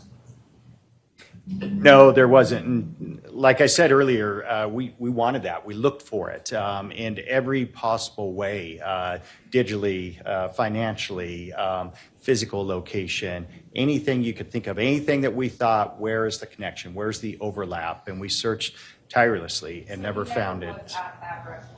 I can't say that he was never there at all, but we never found any evidence at all from interviewing everybody that we possibly could, talking to every person that would have that information to be able to show that he was there or that there was a connection through the restaurant. Okay, last question here. Okay, just two follow-ups to earlier questions. First of all, my question about the family. You said that you didn't get any evidence from the family. Was there any hindrance of the investigation from the family? And was there any specific evidence you were hoping to get? Are you talking about his family, Kohberger's? There was not any hindrance, anything, nothing that impacted us carrying out the investigation. Thank you. And then the second follow-up, when you mentioned, like, obviously you follow this line of interest in his studies, did anything in your investigation indicate that that was chosen as part of a planning process as opposed to just an area of interest? There was nothing aside from, we have some of his coursework where he did, a crime scene recreation, that sort of thing, but it was all part of his studies. So I don't think that any of us attributed that to a planning process per se. Certainly it was a learning process, but whether or not it was a planning process ahead of what he did, we'll probably never know that. Yeah, and I would say we didn't find anything that would be any different than a student similar, a different student in the PhD program. Gotcha. So then I'm understanding that the planning process, that you're in the investigation, that if it was part of the planning, that purchase of the AR knife on Amazon, usually the first, I guess, step toward. Did he plan it? Did he buy it with the purpose of that? Is that what you're asking? Yeah. And we don't have know. anything to show or prove that he did that. Well, thank you all. That concludes our Q&A section today. Hopefully tried to get as many of you folks' questions answered as possible. I'm sure you're going to have further questions, and certainly the question was already brought up about public records requests. Just keep in mind that if you're looking for those in the future, you will need to go to each individual agency or entity that has the keepers of those records. So just to reiterate, the website that the City of Moscow is going to be putting up, hopefully today, that will only be Moscow Police Department records, and those will be our police reports. So we understand that this case has captured the attention of literally the world, and today's news conference was not held to relive the tragedy, but to honor those lives that were lost, to acknowledge the conclusion of this legal process, and to reinforce our wavering commitment to justice, a commitment we share with you. I want to take a moment to thank the members of the media here today. We understand that you do have a vital role in helping the public comprehend the intricacies of this case, and your continued professionalism in covering this emotionally charged and complex case is appreciated. No additional comments from law enforcement will be made today, and if you have further questions, please feel free to submit those through the agency's public information officers. Thank you very much. Thank you.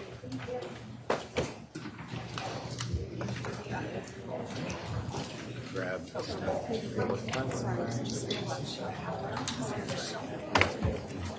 Hey.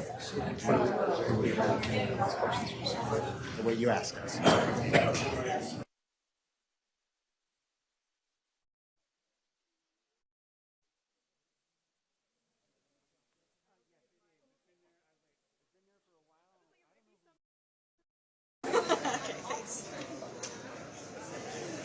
Oh, I'm sorry. Oh, no, don't worry about it.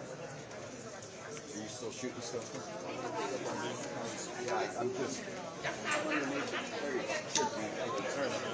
Don't worry about it. Yeah. Oh my gosh. Hustle writing this now, and I need coffee. I need to sit. My feet are moving.